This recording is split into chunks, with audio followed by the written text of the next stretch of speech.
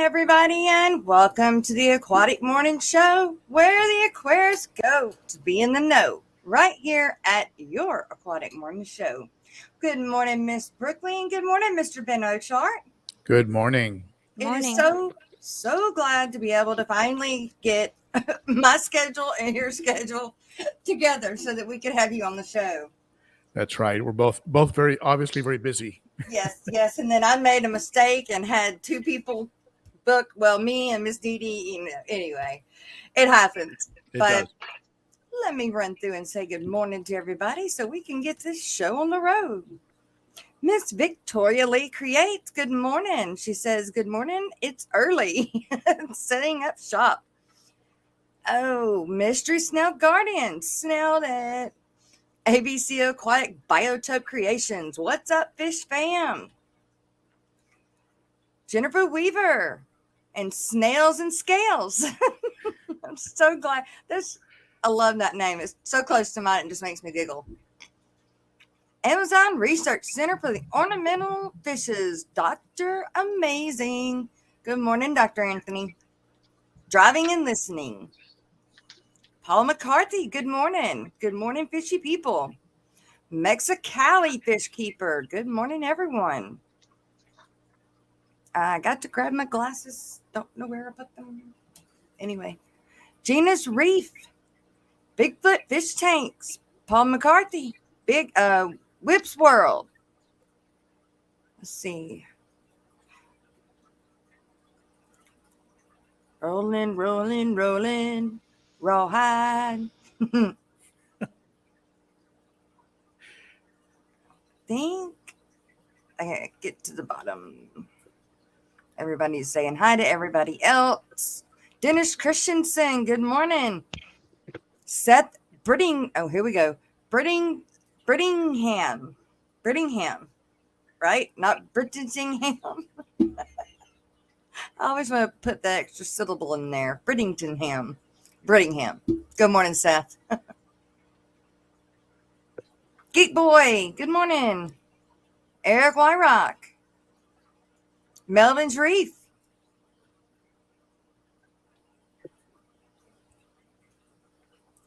Let's see. Terry's Tropical Tanks. Good morning, Terry. Oink Master Supreme Forever. Good morning. Michelle E. Tennessee Aqua. Good morning, Robert. Good to see ya.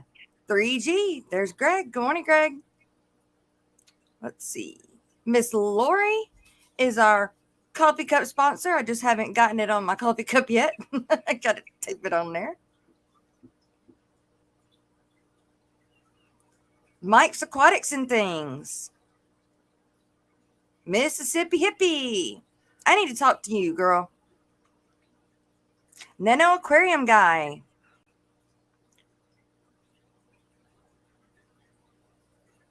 Let's see. Still scrolling. Hadn't made it to the bottom just yet. Rico Stan.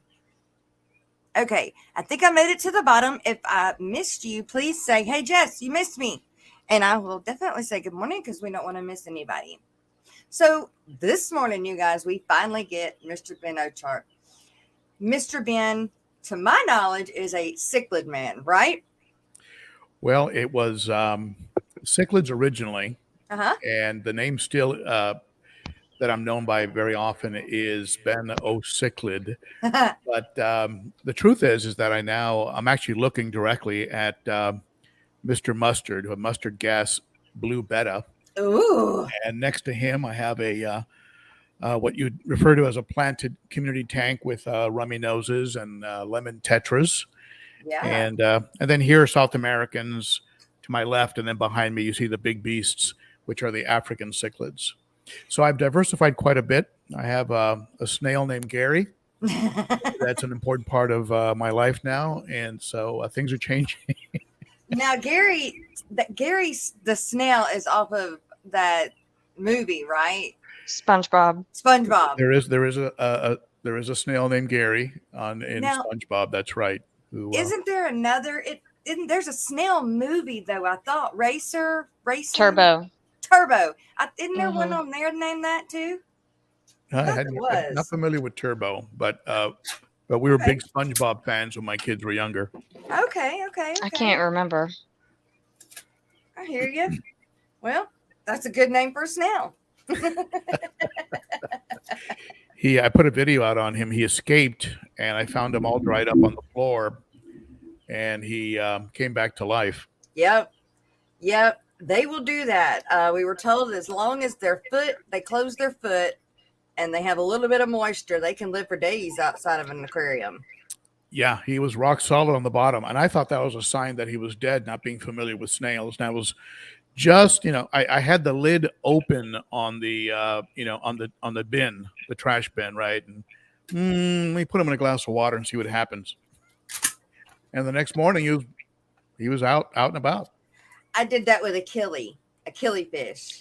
Yeah, she did. Killie. That sucker jumped out of the tank apparently when I left the lid on after cleaning it, or it was, I thought, stuck to me because it's in the tank with my Pandagaras, and I yanked my arm out of the aquarium, and it may have come out then, but I didn't know he came out.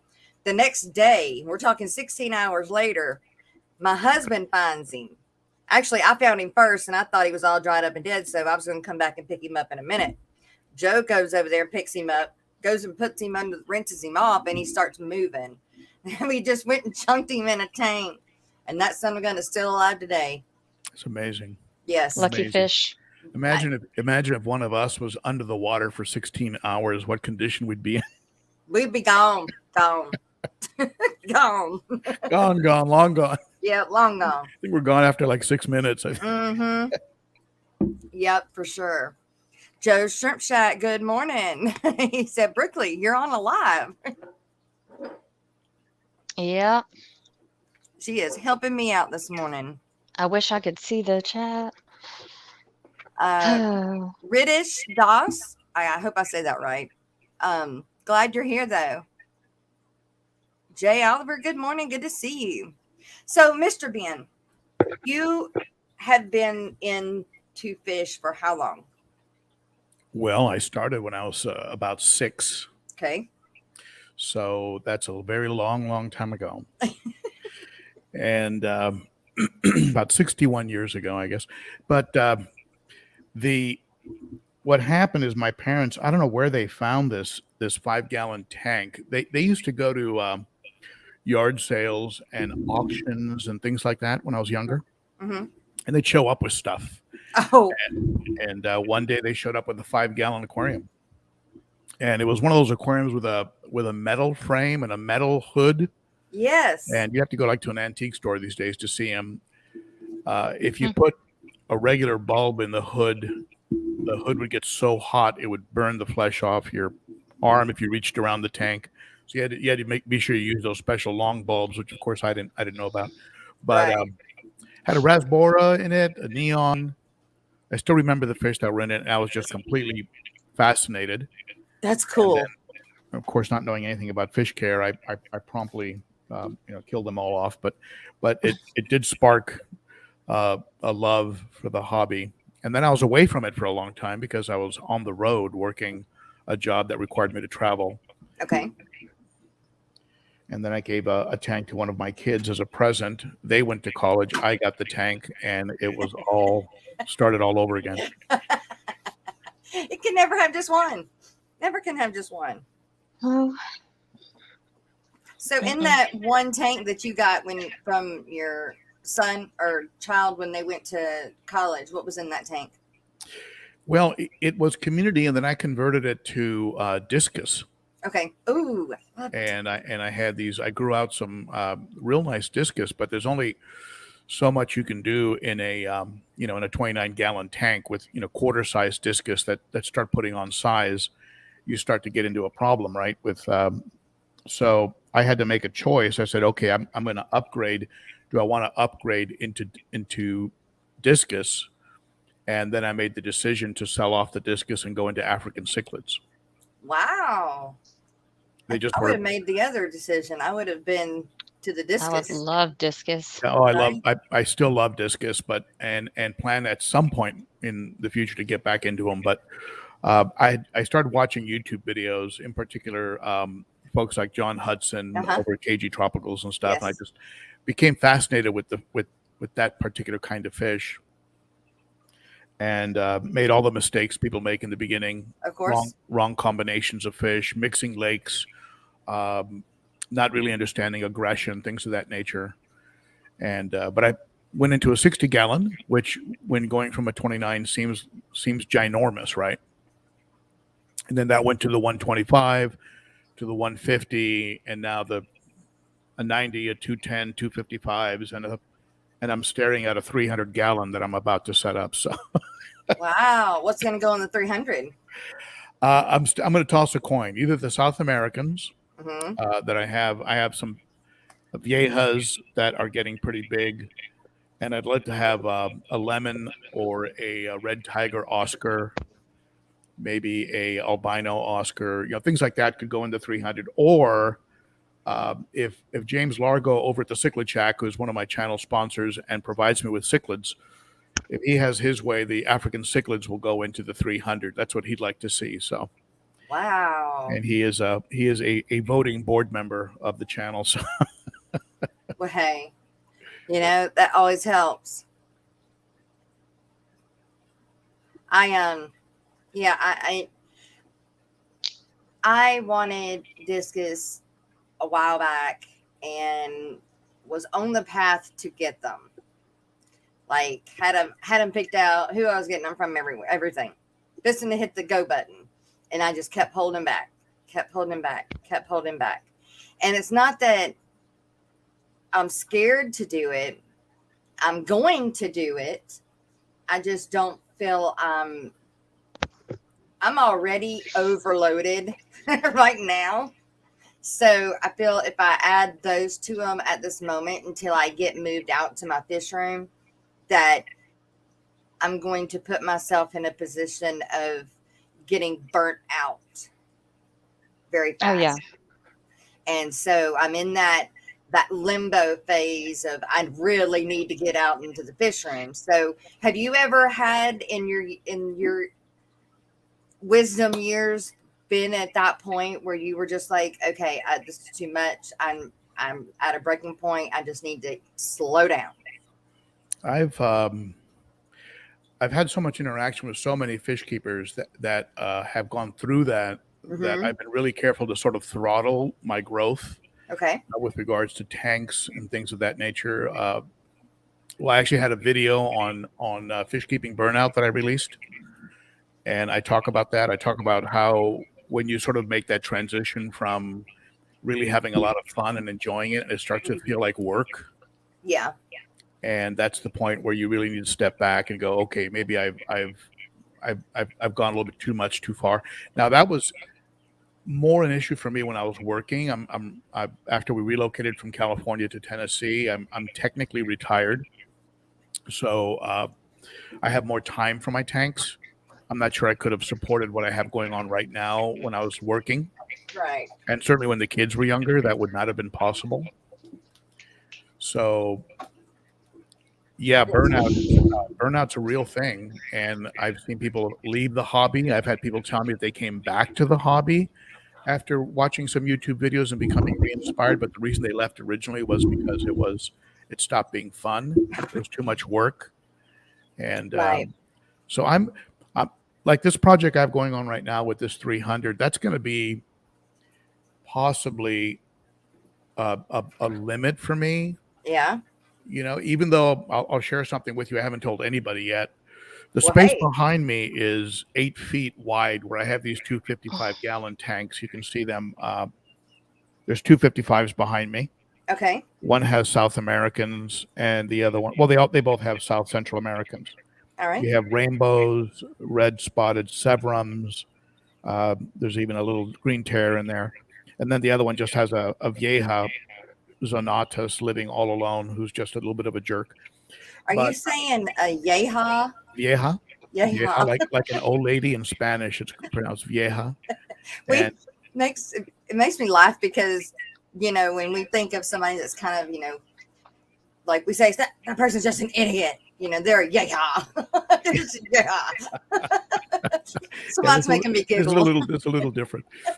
but I was working with Joe over at Glass Cages here in Tennessee, and he came over when he helped deliver the 300, and he looked at that wall back there, and he said, we need to talk about a 7 to 8 foot tank that's about a foot to a foot and a half wide, 7 to 8 feet across, and we can fill it with discus.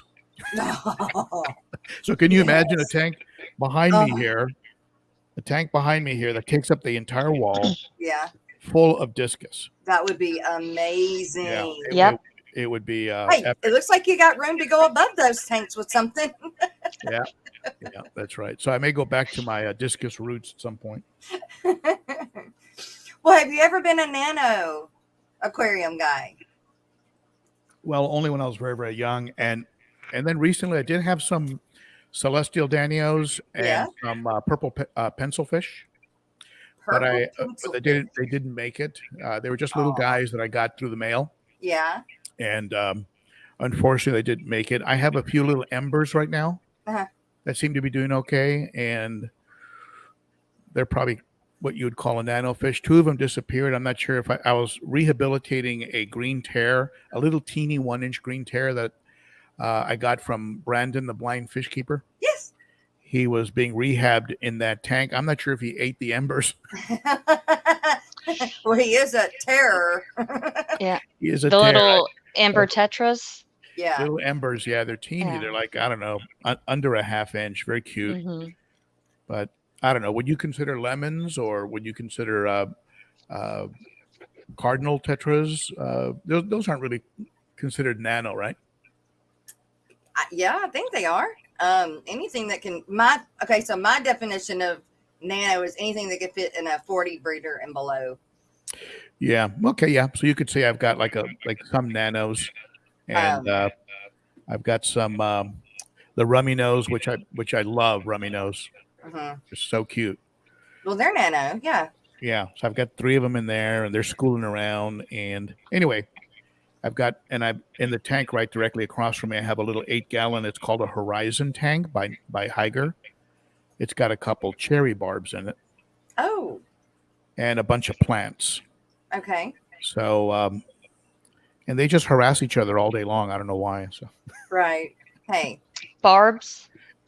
I have rosy barbs I was telling Jess about yesterday that are just crazy. Every morning, they must be trying to breed or something. They're egg scatterers, right?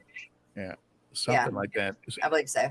I was thinking about putting the betta in there, and somebody warned me. They said, "No, don't put a betta in with barbs because they're real nippy." And of course, the betta gives them a lot of fin to nip, right? Yeah. Yeah. Definitely. Sorry, I keep looking around. My dog was just in the trash can. Hey, no problem. We have animals. So I keep looking at him, watching him, make sure he's not going to get back in it. We have a new member, you guys. Tails and Scales joined the Aquatic Morning Show crew. And what we do when we get a new member, a super sticker or a super chat, hold on to your ears. That ain't it. Hold on. I do that every time. Here we go.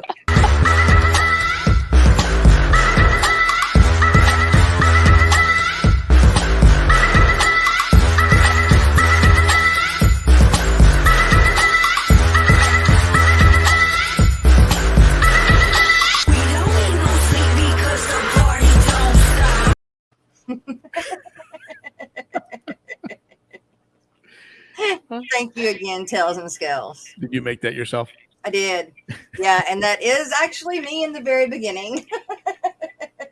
Very cute.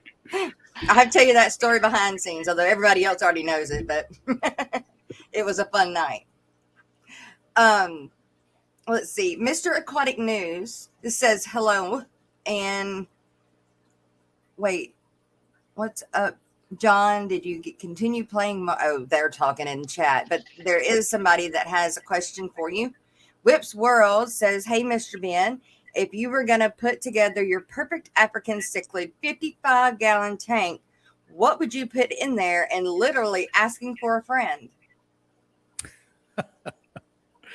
55, you would need to go with some smaller, less aggressive, less territorial types. I'd probably put a Z-Rock in there, maybe a Benga Sunshine, a Bicolor 500, some peacocks, some smaller peacocks, and I'd stay away from anything with Nimbochromis in the name. I'd stay away from that because they'll outgrow a 55 very quickly. Stay away from trout, from hawks. So, there's the bigger fish, you stay away from those. The Buccochromis, stay away from Buccochromis. So it would be Bicolor 500, Benga Sunshine, a ruby red, and fish in that, and maybe a Z-Rock to have a happen there. Put a Z-Rock in there, things like that. I'd put maybe. You have two schools of thought. One is to really overstock it to spread out aggression. The other school of thought is just go a little lighter and with less decor, so there's no territory to defend. I mean, you've got lots of different conflicting viewpoints, but I'd probably put about 10 of them in there, maybe between 10 and 15, believe it or not.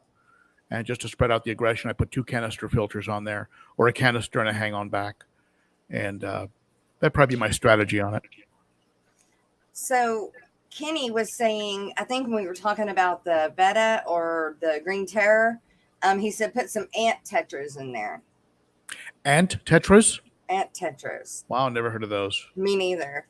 Good morning, Kenny. Denick and Aquatics. John's blog. Good morning. Jerry's Fish. Good morning. We had a bunch of people come here. Miss Dee Dee. Jeffrey's Tank. I always say Jeffrey's Tanks, but it's Jeffrey's Fish Room. Jerry. So I already did it again. Jerry's Fish Room. That's Jerry Martin's friend of mine. Yeah, I met him at Orlando with Brandon. Yeah. Fishkeeper. Yeah, they're walking around together. Yep, I met them together. Well, in fact, that's when I met you down there. Yep. Yeah, I believe so. And he's Jerry's actually coming here and doing a live stream with me, and then we're going to visit Glass Cages, the company that has built my 3 of my aquariums. We're going to go visit their plant in Dixon, Tennessee. Oh my goodness! Yeah, that's going to be a lot of fun, and then we're going to do a live stream together. Cool. Tails and Scales just upgraded their Mabunas to a 70 gallon, and they love it.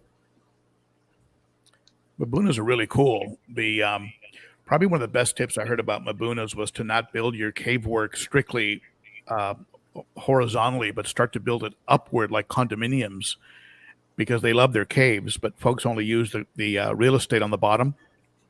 You start to build up the caves, you actually make it a lot more fun for the fish and a lot less battle, a lot more real estate, so less battles between them. They're very territorial.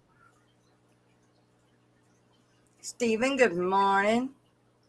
Atomic Injections 47. You say good morning. Oh, Greg gave us a $10 super chat. Finally, a real fish, unless he trashes flower horns.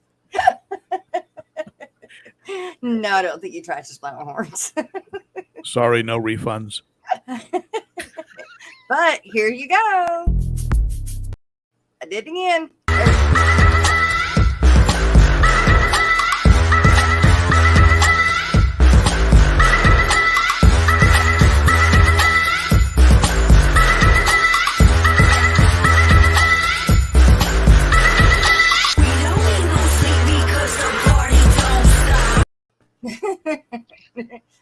I need to rename my video clips over here on the side so I can quit hitting the wrong one at first.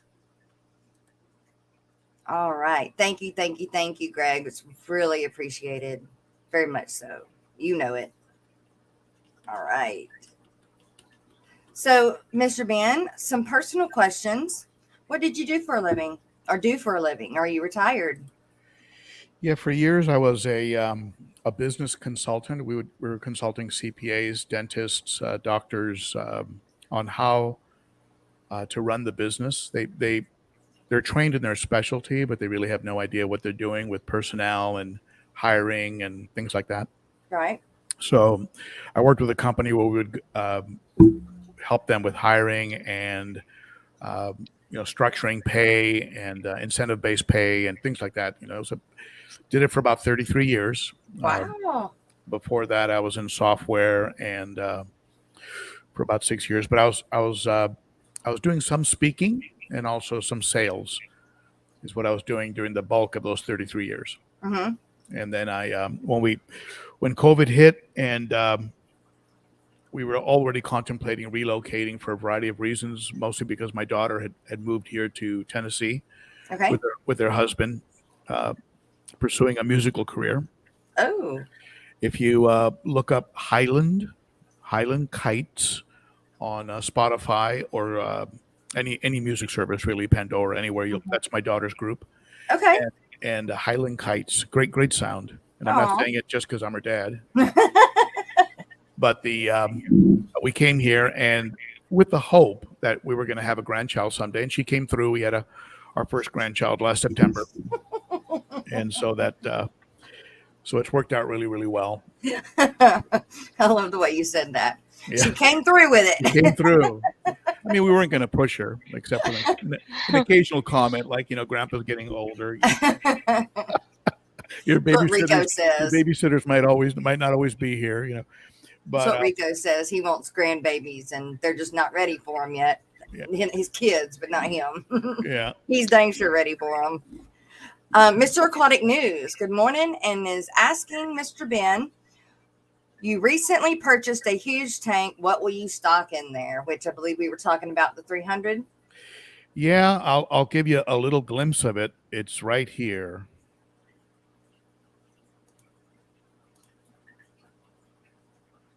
Wow.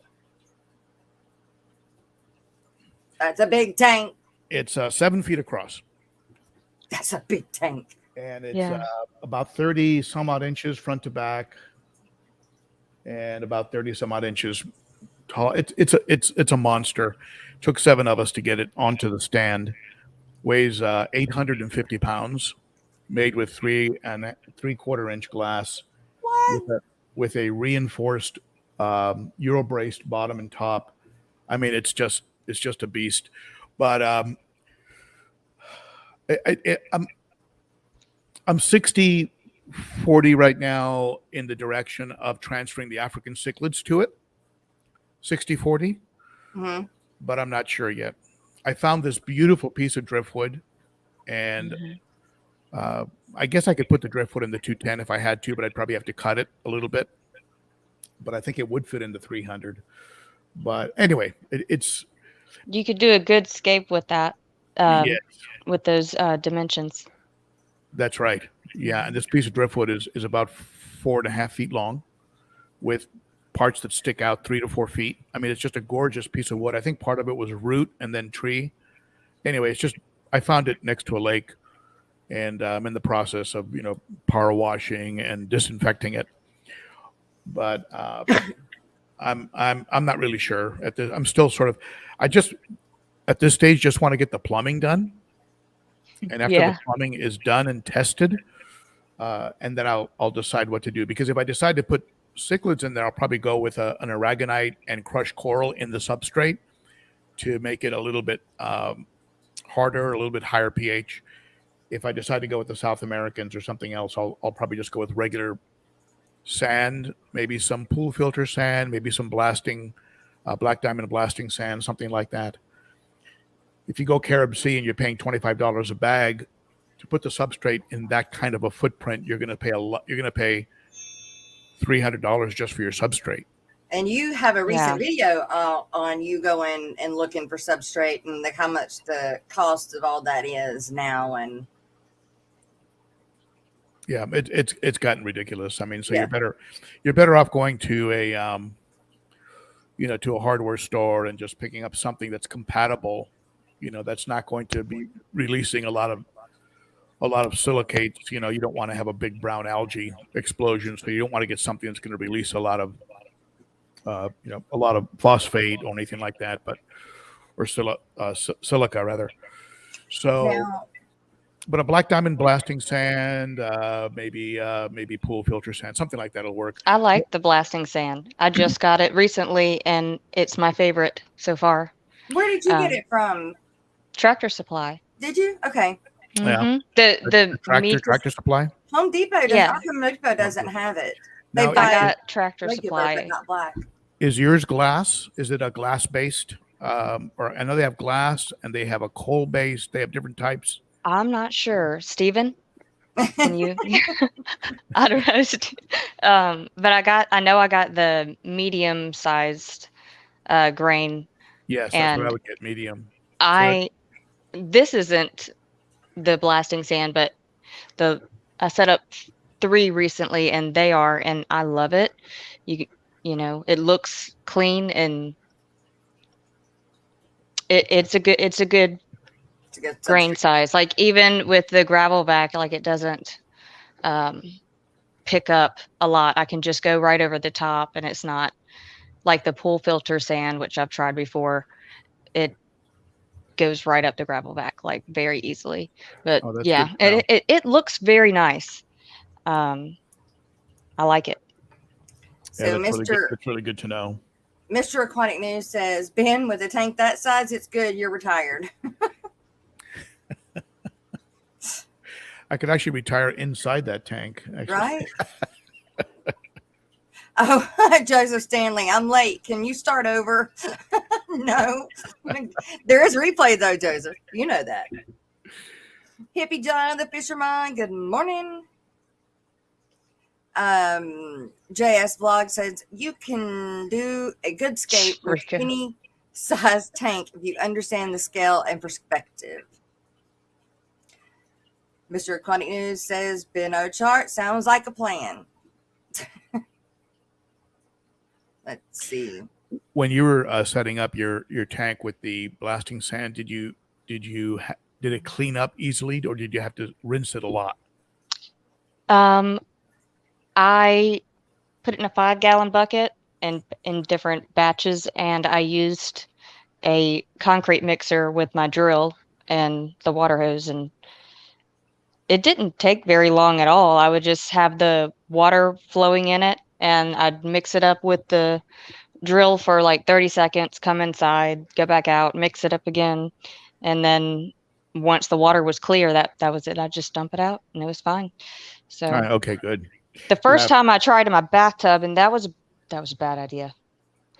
And my husband's a plumber, so he was pretty mad. Don't do that. Don't do it. Outside, it was perfect. I didn't get yelled at. I was wondering if it was very dirty. I had some crushed coral one time. I must have dumped the bucket out 50 times, and it still was running milky white. No, it didn't take very long at all. Hang on, let me show you hang on. Doggy break. Let's see. Are you going to be, Rico Stan is asking if you're going to be speaking at Aquaticon this weekend? Unfortunately, it doesn't look like I'm going to make it to Aquaticon at this point, and I was never really involved where they were considering me a speaker. I was contemplating attending, but it is a 3-hour drive, so the thought of being in a car for 6 hours, and it's just not something I think I'm going to end up doing. This is what I use with my drill. That's brilliant. And a paint stir thing. Mm-hmm. Yeah. Cool. I ended up with shredded fingers and pieces of substrate under my nails that I couldn't get out. No. Yeah. That sounds terrible. A paint mixer, yeah, Hippie John. Mm-hmm. I have those things you buy that you can put on your drill that digs little plant holes. And that's what I use. It's just a little like auger thing, but it's on hook. It's just not as long as yours, Brookley Bell, mm-hmm. but it's about yay long. But That's what I use. It does the same thing. Mm-hmm. Yeah, that was like $8. It's not expensive. It the hard way, obviously. I've been doing it the wrong ways. This made it very fast. I mean, it was the water would run clean in less than 20 minutes. Yeah. So, yeah, it's brilliant. Yeah, that's the way to go. You know, I really like that substrate. It is my favorite. I'll put aqua soil in the bottom, and the last two I didn't just pour the aqua soil in. I put it in media bags, and then everything else was sand, so it won't get mixed up. Like the substrate won't mix, and the plants can grow through the bags, which I've tested because there's roots all throughout the bags. Scuba so Steve, good morning. Welcome. Chris Robertson, good morning. Too Coolie for Schoolie, good morning. And I got that idea from MD Fish Tanks. He did the media bags, and so I tried it, and I didn't think that it was going to work, but it did, and the plant roots can grow right through the mesh of the bag. Wow. Yeah, he's got a great channel. Mm-hmm. Asked Ben his opinion on Moomba and mixing with haps and peacocks. Well, all you have to do is look at my tanks to know my answer to that. you don't see any you don't see any Mabuna back there. Who's back in? So don't mix Mabunas and peacocks, Mabunas and haps. Is that what it was? There you go. Count the Mabuna you see in there. Mixing Mabunas with haps and peacocks. So what are them? What are those? Those are what you would call peacocks and haps. Okay. All right. Promise and peacocks. I don't know my cichlids. Yeah, I love Mabuna. Mabuna are the ones you'll commonly see at Petco and PetSmart. They have the like the round, pretty. There's one called Labs. They're round and kind of a rounded head and kind of long and they're very very pretty when they're younger. But then when they get older, they get extremely territorial, and they were just picking apart my peacocks. So I just had to make a choice at that point, and so I decided to go with peacocks and haps. Stephen, good morning. Welcome to the show. Morning. I'm so sorry I'm late. Work, it's all right. Real life job. That's right. I thought you fell back asleep. No. Kind of wish I did, but yeah. Mr. Ben, this is Stephen. Stephen P. Hi, 2003. Our Aquatic. He's the one that does a bunch of the Fish Fam songs. If you haven't heard those yet, you'll hear one in the middle of the stream when we play it on our rake. But I'm very talented man. Very cool. Let's see. Looking through questions. Mabuna simply means rock dwelling. So are those shellies then? No, they can get up to 5-6 inch. They're hefty fish. Okay. And they will stake out a portion of the tank. They'll claim it. They'll clean it out. Even when they're not necessarily breeding, they'll just claim an area. I had what they call a yellow lab, which is like the common name. And I used to just have so much fun watching them pick up rocks and move them around. It was constantly redecorating one section of the tank. And it was very, very cute. But again, it was real nice when they were around 3 inches, 4 inches. And then when they got up around 5 or 6, they become very kind of heavy duty. They're sort of built for battle. Okay. And, but they are rock dwellers, and yes, Mabuna means like from Malawi, right? Is living in the rocks, and rocks, and yeah, they're beautiful. And they come in tremendous varieties, and I would certainly keep them. But at the time, I didn't have the space for the aquariums, so I went the direction I went in. But I certainly wouldn't mind now having a tank dedicated to Mabuna. Huh. If you look at KG Tropicals, he has a beautiful yellow lab tank behind him when he does his live streams. Yes. Yeah. And it's all full of yellow labs with a black background. A tank that he talked about maybe 7 years ago, or maybe 5 years ago, as a dream tank. So he was finally able to get it completely black substrate background, and then bright yellow fish, just Mabuna in it. Very pretty. Very pretty. They are gorgeous. I was just thinking about that. Yeah. They are beautiful. They really are. If I can say anything about the cichlids, those I would have to say would be my favorite of that style of cichlid. Aren't they African? Are they African cichlids? Yellow labs? Yeah. They're from Lake Malawi. Yeah. And it's a rift lake in Africa. And what does rift mean? It's just this long, skinny lake. Okay. And the theory is that it was at one point part of the ocean, which is why we have the kind of colors that we have in the African cichlids, because they say, and also because of something to do with the head structure, something is unlike any other kind of tropical fish. So they think it may have had the type of fish may have been a saltwater fish at one point, but then, like, who knows how many 100,000 years ago, it separated out and started to get fed by freshwater sources, and they became freshwater fish. But there's you've got Malawi, you've got Victoria, you've got several lakes in there with each one with its own unique species.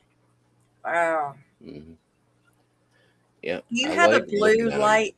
Oh, sorry, Steve. I was just gonna say I like looking at African cichlids. I just keeping them is a different thing because I like live plants. Yeah. Dr. Awesome says rift means made by tectonic plates. Do you have a blue light on that tank? The one behind me? Uh-huh. There's red, blue, and white. Okay. And a little bit of green. It seems like I don't know, to me it looks like the blue comes through a lot. Maybe it's just because the fish are blue. Could be. The fish are very blue too. It has 3 different lights on it.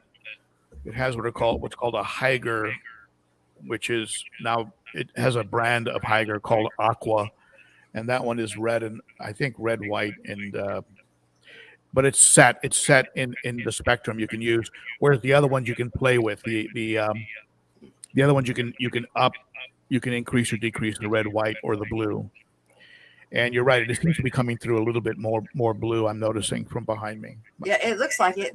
Probably just color compensation or something with the camera. Fish Dreams is asking, are peacocks used to a typical pee of regular community freshwater, or do they need crushed coral or the like? Okay, are peacocks used to a typical type of peat? Let's see if I can see the question on the chat. I'll put it up on the panel. There we go. Are peacocks, let me see, used to I meant pH. Yeah, you want to put some crushed coral in there. You want to have a high mineral. You want to have a high mineral content and certainly high calcium, magnesium. I even add a little bit of what's called Malawi lake salt, which is just adding additional trace minerals where they come from. It's a very, very mineral rich, very hard water. So not really what you would put community fish. Community fish probably want a softer water. They probably want a lower pH, closer to 7, whereas your Malawis will thrive in 7.9 to 8.3 pH, 8.3.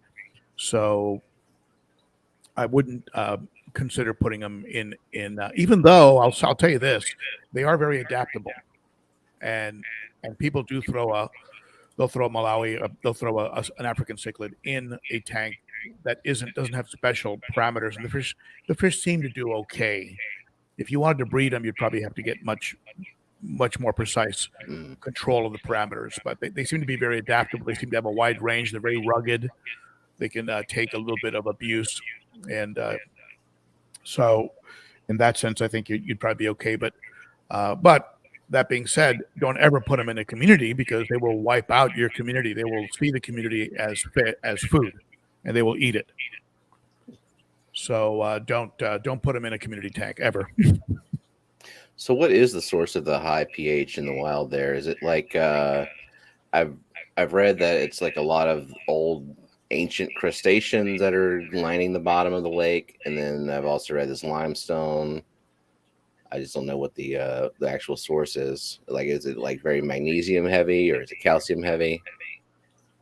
That's a good question. I'm not really sure. I imagine we'd probably have to look at what the sources are for the lakes, like what's feeding the lakes, where they're coming from. And I bet you're probably correct on the limestone. Like one of the decor items recommended for African cichlids is limestone because it releases high amounts of calcium, magnesium.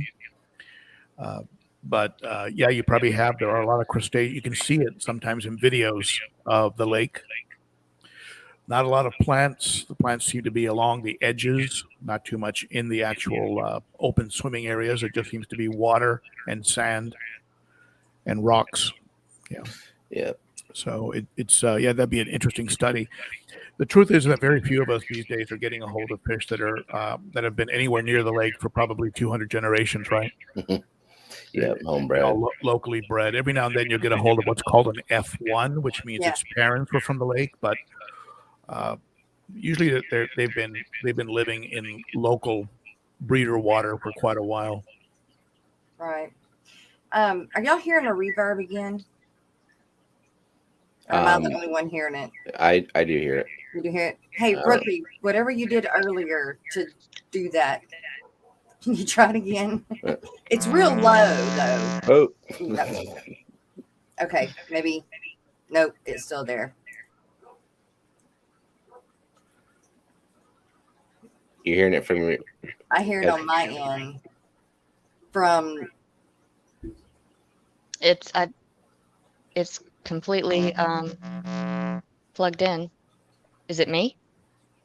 Is there a way she can have the volume up or something? There's like on those headphones, there's like a adjustment knob to adjust the volume on your headphones. Maybe that if you turn it down a little bit or something.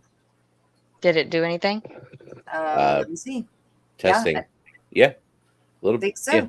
Yeah, cool. Okay, this is why I need a different mic because I'm ADHD. I can't sit still. So, well, I don't think it's that. I think it's this. Your mic. We can hear it reverbing through your mic, like because you're listening maybe loud and so we can hear it through. Yeah. Okay. I keep bumping it and messing with it. Hey, it's all right. We need to get her a fidget spinner. Oh my gosh, she has so many. I have a bucket of fidgets. Hey, that's okay. But at least you got one. Terry said that there was a rift or crack in the continental shelf that caused a river and several lakes. So getting lots of info on that. Anyone use the current USA lights?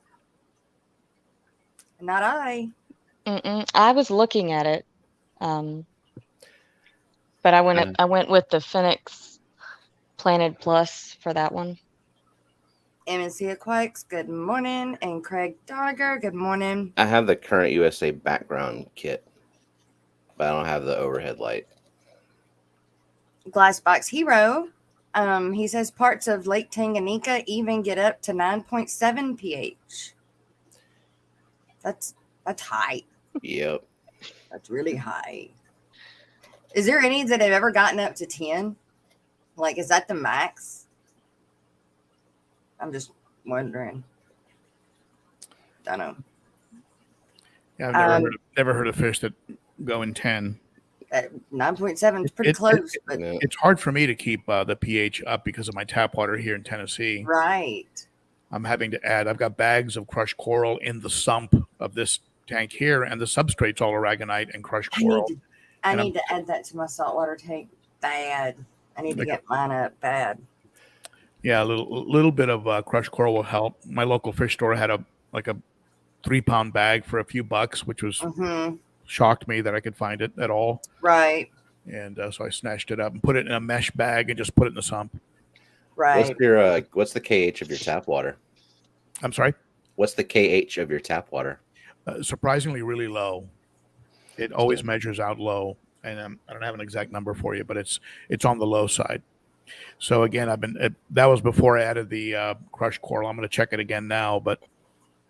So how long does the crushed coral last in your tank before it dissolves and you got to get more? I've heard it's very slow to dissolve, but I would say probably after about a year, you may want to consider replacing it. Oh. But I'm good.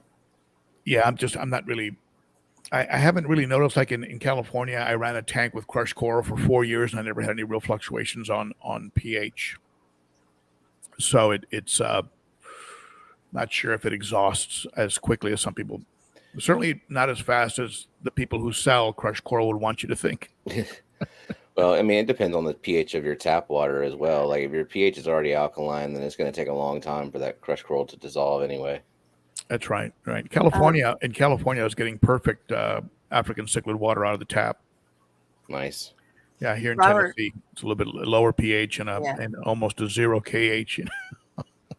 I don't know what they do to the water. Robert said that he just uses a Cichlid Sand for his tanks that need a higher pH.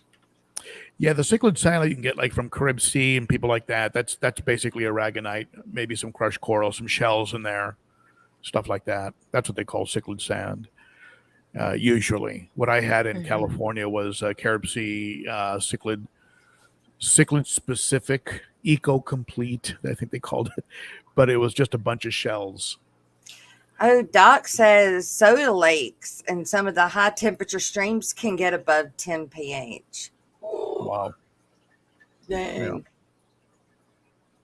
How often do you guys test your tanks for ammonia, nitrate, nitrites, and stuff?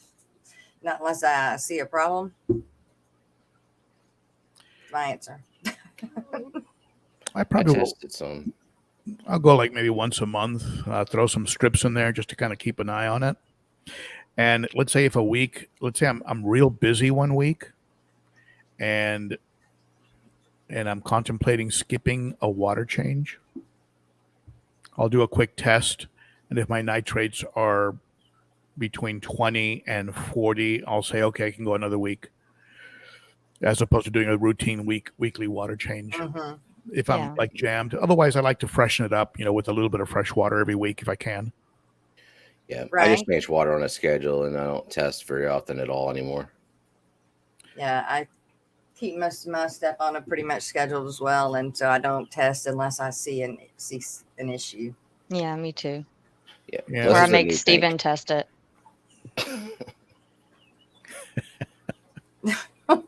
Fuel caution is challenging Berkeley to wear someone's reading glasses for the whole stream. Who's reading glasses? I don't know. They're coming because I can't see the chat. I don't know what they're for a donation. It's a challenge. Has to be reading glasses. Can be anyone's. So that's No, I don't think it has anything to do with your reading ability. I think that's just they just want to see you in reading glasses. I have reading glasses. I do too. Me too. I should have them on right now, but I don't. Because I don't know where they're at again. Atlas Sean. Even wild lake tang. Oh my goodness. Even wild lake tang fish can be bred in water with pH lower than 8. Huh. Yeah, the adaptability of the fish is pretty amazing. I've even had people recently tell me about how they've kept discus, which are notoriously very sensitive, in outside of the parameters that are normally recommended for discus, and had great success. So these fish, I think, are far more adaptable than we would think. Yeah, especially they've never seen the wild. They don't know the wild lake. I mean, that's, I guess, does it fluctuate a lot in the wild where they are? Probably not, because of the water, the amount of water. Right. It would take quite a bit to make that much water fluctuate, but which is why larger tanks seem to be a bit more stable than your small nano tanks, right? Right. So I wondered even like a bad rainstorm would even like move the pH needle all that much. No, even because it's such a big, vast area too, right? Right. I think what they're dealing with now more is more the human impact. Where the lakes are being impacted by the dumping of things into them, like large amounts of waste or chemicals or things like that. Not just the lakes, the oceans too. Yeah. Where we're getting some fish that are only available in the hobby right now. They don't even exist in the lake anymore. It's a challenge for a donation. Prickly Bell, grab them glasses, girlfriend. No, I'm playing. I don't know who that is. Yeah. I was going to ask that. Yeah, no, I don't know Who is that? What is and the they're coming from challenge? What Twitch, donation? so. How much would that donation be? I keep discusing water that is 280 GH and 7.6 to 7.8 pH. Jerry's fish.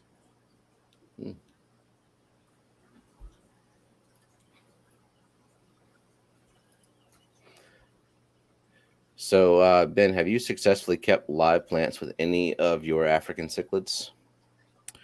Or have you tried? Only when they were small. I was able to keep some Anubias and a little bit of some ferns and things like that. But as soon as they put on size, they started pecking them apart. And I know that people say, well, gee, those plants are sour and the fish will not like them. But I think they're kind of like Dory. They have no memory. Yeah, they probably don't even want to eat them. They're just like, let's sample it. Now let's move it over here. Maybe it tastes better when we move it. Exactly. That tasted terrible. Spit. Oh, look, a plant. And so, and it may have been that I remember I added what are called VC10s and also a red empress, and I added those fish, and then the other fish were putting on size, and little by little, the Anubias just disappeared. And I put a video on it. It was called "The Truth About," and I had two prominent YouTubers that I'm sure all of you know, suggesting that Anubias would work with African cichlids. And so I, $150 later. Oh my goodness. Oh wow, you went all in with the Anubias. I had some beautiful large Anubias, broadleaf Anubias and small petite. I had all types in there, and it was gorgeous. You can go back in my video archives and see it was absolutely beautiful. And then fast forward 9 months, they're all gone. Right. Oh no. Well, you guys, we have come to the midpoint of the show, and y'all know what we do at this point. We give thanks to our sponsor, which is Joe from Joe's Shrimp Shack. So it means we will be right back.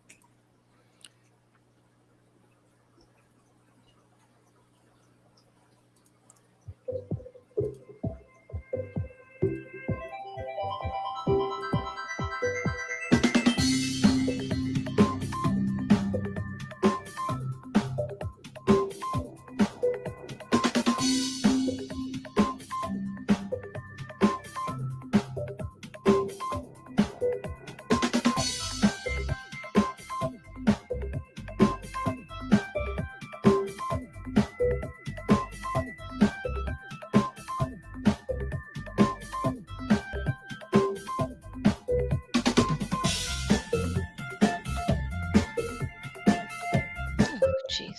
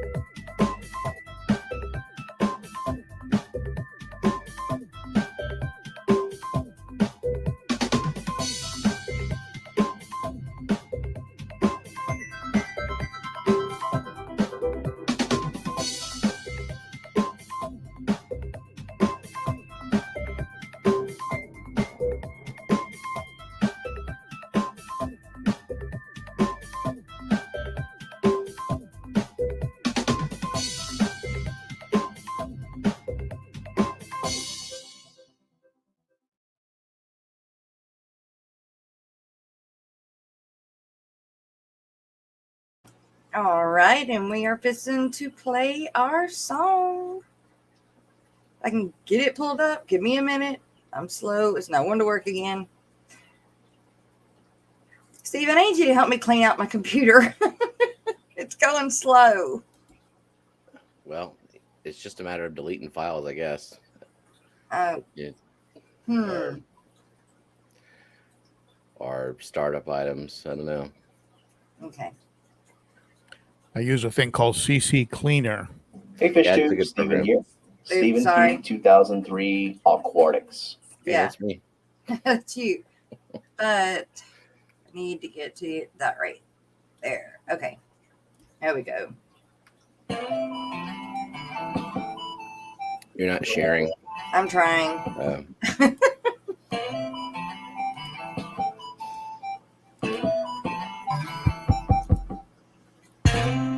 Got the body of a rainbow. Don't take your picture, spin it on my dough. Got that Christmassy feeling. Yeah, I know what I'm doing. It's an unboxing. Need to get them over to my tank and better lighting. Cause I gotta get the B-roll. I'm trying to focus. I gotta get the B-roll.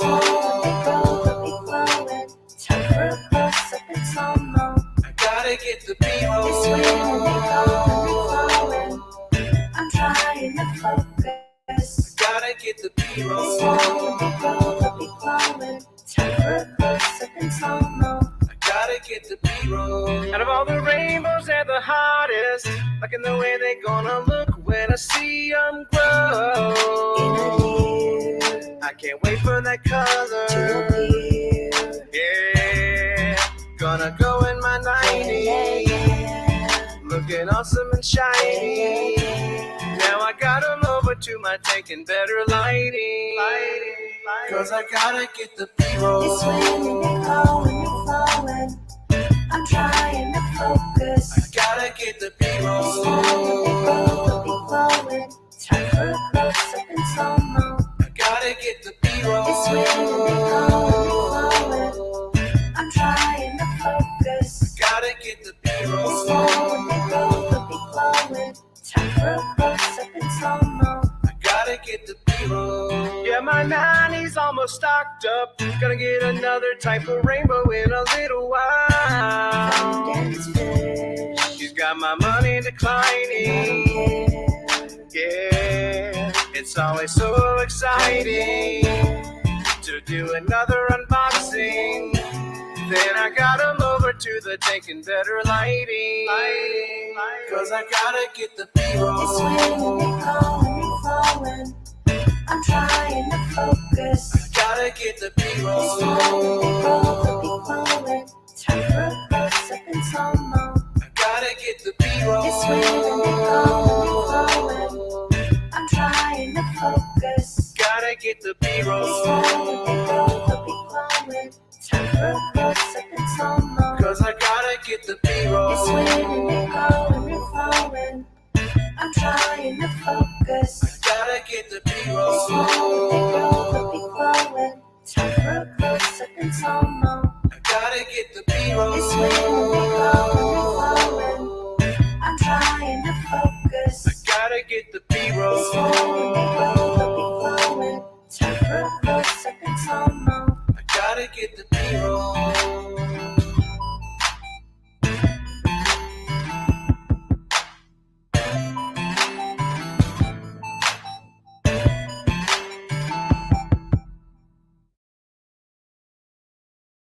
Okay, sorry, it's acting up today. That was my internet just then. That wasn't my computer. My internet went down. All right, okay, there we go, Brickley. We're all back. Yeah, we back for a minute, and then we're gonna do the coffee cup sponsors. But I want to get into, why did you start live streaming? Why did you start YouTubing? You directing that to me? I am. I just what made you make that big jump into, hey, I'm going to become a YouTuber? I just threw a video up there. If you go back, all my original videos are still there. And if for those willing to suffer through the horrible audio and video, they're all up there. And it was just throw something up there and see what kind of reaction I get. And one of them got 100 views, and I was just so elated that 100 people looked at my tank. I just thought that was so amazing. And I started to get some advice and ideas that I'd never heard before. And I thought, wow, this could be a pretty cool forum actually for learning, because I'm always learning. I'm always picking up new stuff. I mean, just a tip I got from Brooke about the blasting sand. I mean, it's a constant learning process, right? Sure. And so I said, well, this could be a good place for me to learn. I didn't necessarily go there to become a YouTuber. And then I don't know. There's a little bit of a thrill, I guess, when you're sharing something, and it's a little bit exciting. And then Evan Alexander, who's known as IFG, Inquisitive Fish Guy, has been around a long time. I think he's approaching 100,000 subscribers now. Yeah. And he's gone from being exclusively African cichlids to a whole variety of fish and a lot of fish store tours, that kind of stuff. He lives in Texas, right? Houston, yeah. Houston. Yeah. I know who he is. And he started harassing me about get in front of the camera, man. We got to see you. Who are you? Hey, dude, let's see your face. And because it was only just tanks and narrative is all I was doing. Okay. And so I started doing that. And after showing my face, I didn't lose that many subscribers. So I figured, okay. So I said, I'll carry on. And anyway, it's just a great forum. There's a couple. I mean, there's trolls. Mm-hmm. And thank goodness for the block function. Yes. So I don't waste any energy on trolls. I have found that to be a complete waste of time. When you try it, we hadn't been too bad yet. That's excellent. And it's what I found usually is if you do get a troll, you go to their channel and you find that they're actually not posting anything. Right. They're not really helping the community at all. They're usually just trolling. So I have a policy of just eliminating them real quickly.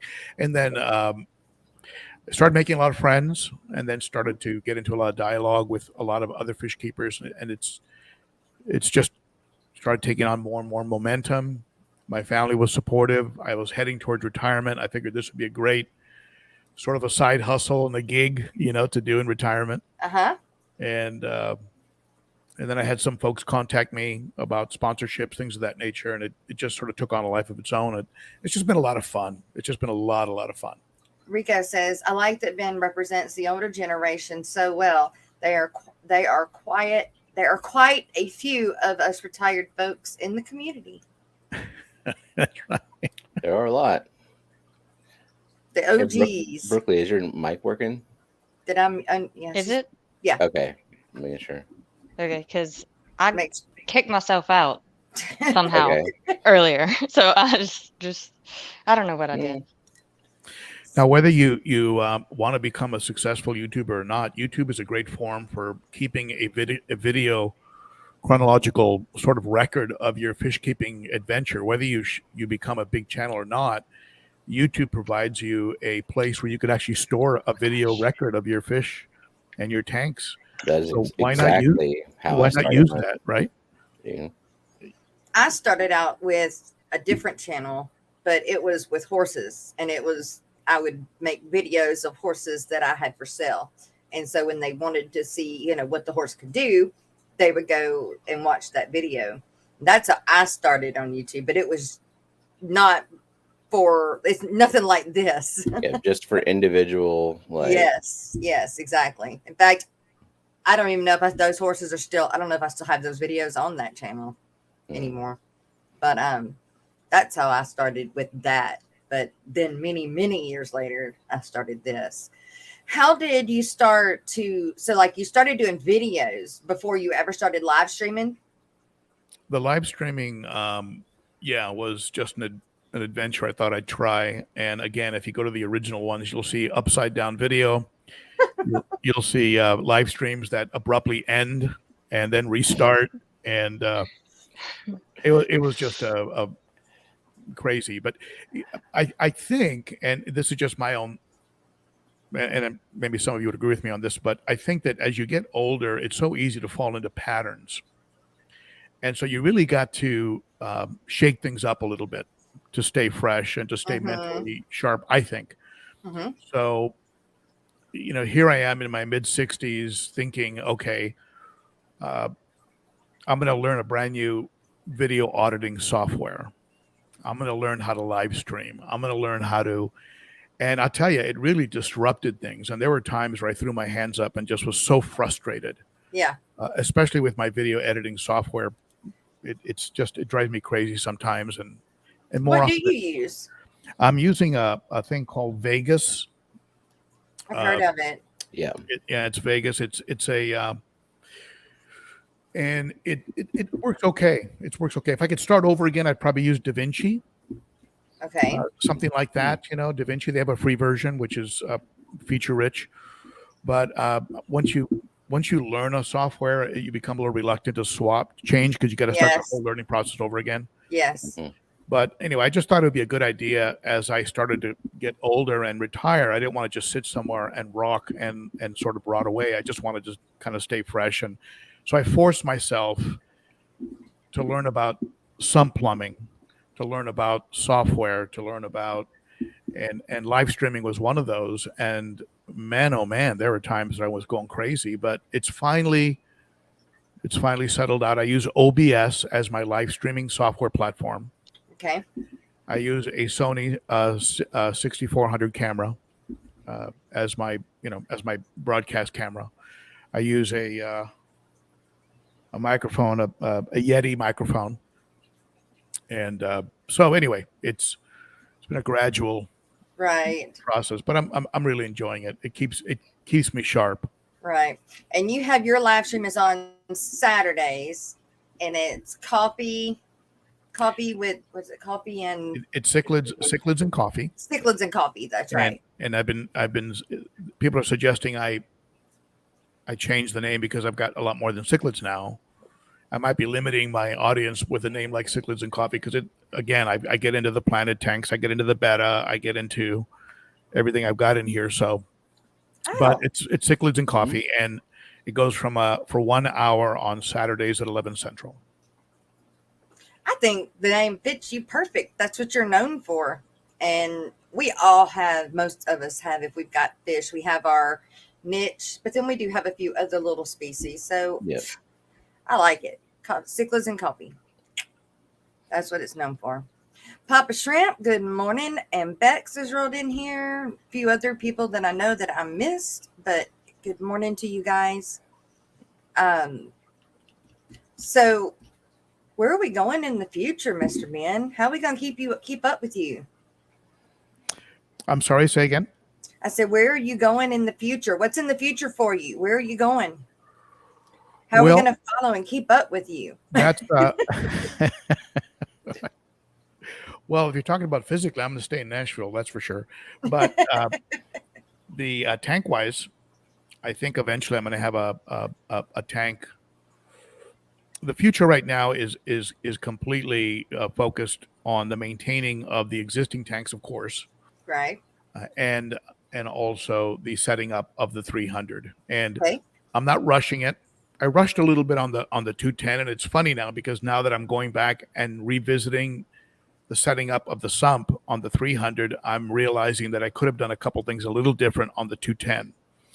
So now, do you do sumps on all your tanks? No, only on 100 or above. Okay. Usually about 150 is the cutoff that I suggest that people go with a sump, and it's so easy. It's such an easy filtration system once you dial it in. Imagine just a hang-on back filter that just happens to be under your tank. Right. And huge. Yeah. And so it's very easy. You're not going to have flooding. If you set it up right, flooding is almost impossible.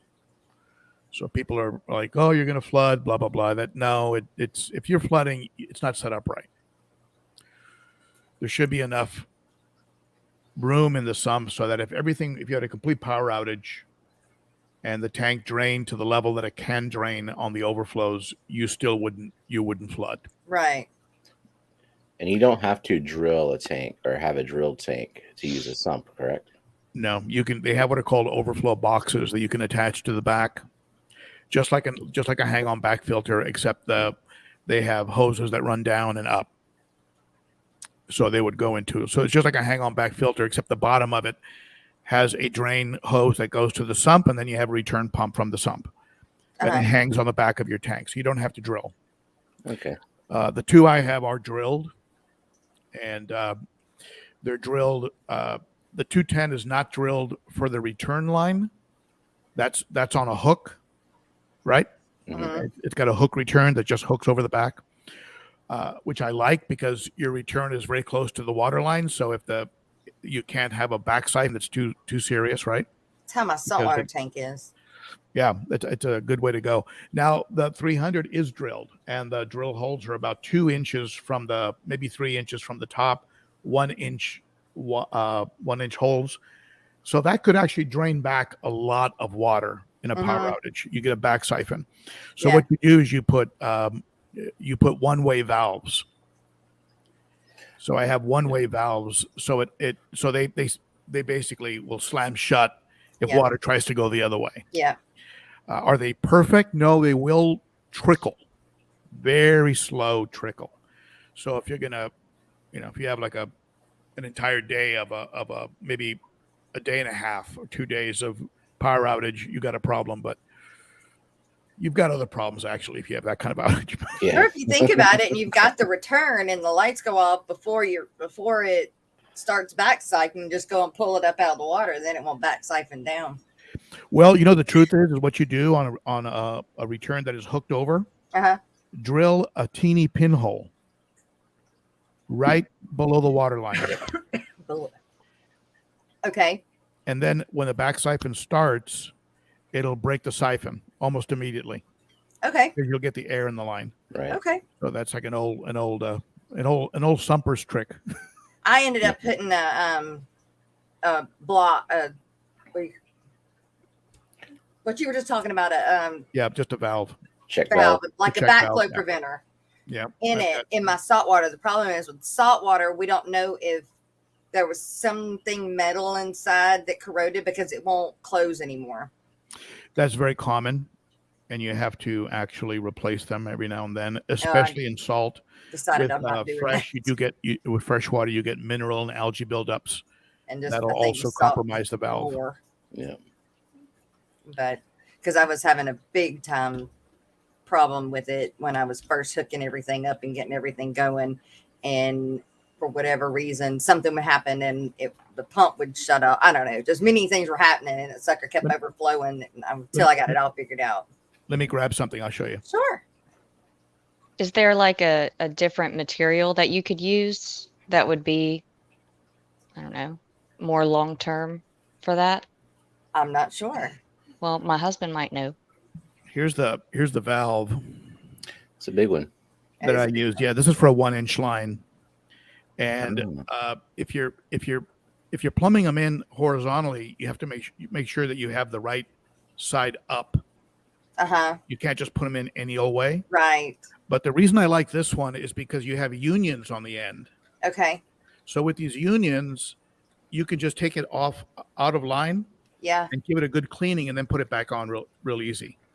Yeah. See, mine's glued in.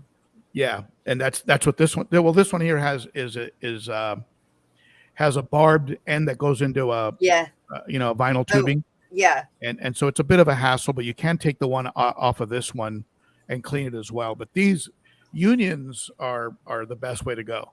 Does it have the one way on the other end of it? The that barbed thing that you're talking about on the inside of the white? Yeah, it's got a flap. Yeah. Okay. So back pressure will shut it down. No, I mean the collars, those white ends. Yeah. On the inside of that, does it have? So you put the pipe in it. Does it have a metal piece that that holds the pipe in it? The pipe is actually, I'll show you. These are called slip. These are called slip. And so what that means is that you just simply glue them in. Okay. It's okay. I get it. This is, yeah. This can be glued, but then this lets you detach it. Yeah. Okay. The collar lets you pull it out. Yeah. So, but they are slip. They're glued. And some people prefer threads. Yeah. Well, there's also the ones that have that metal piece on the inside that you just push in and it locks, and that's it. Yeah. Yeah. There's different types. I think that's what I have on mine. And I did it because I was doing it. My husband wasn't doing it. But yeah. So. Yeah, you want to have as many unions as you can throughout your plumbing, because that lets you break pieces out and replace stuff. Or let's say you want to put a UV sterilizer in, or you want to add, something or take out something. The unions give you a lot of flexibility on your plumbing. So I try and splice in unions everywhere I can.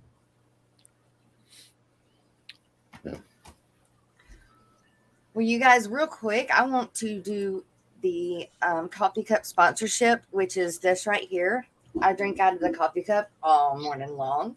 And today is Miss Lori, Monster Fish Gal, one of my very, very good mods. And she mods for just about everybody. And she is just an amazing person.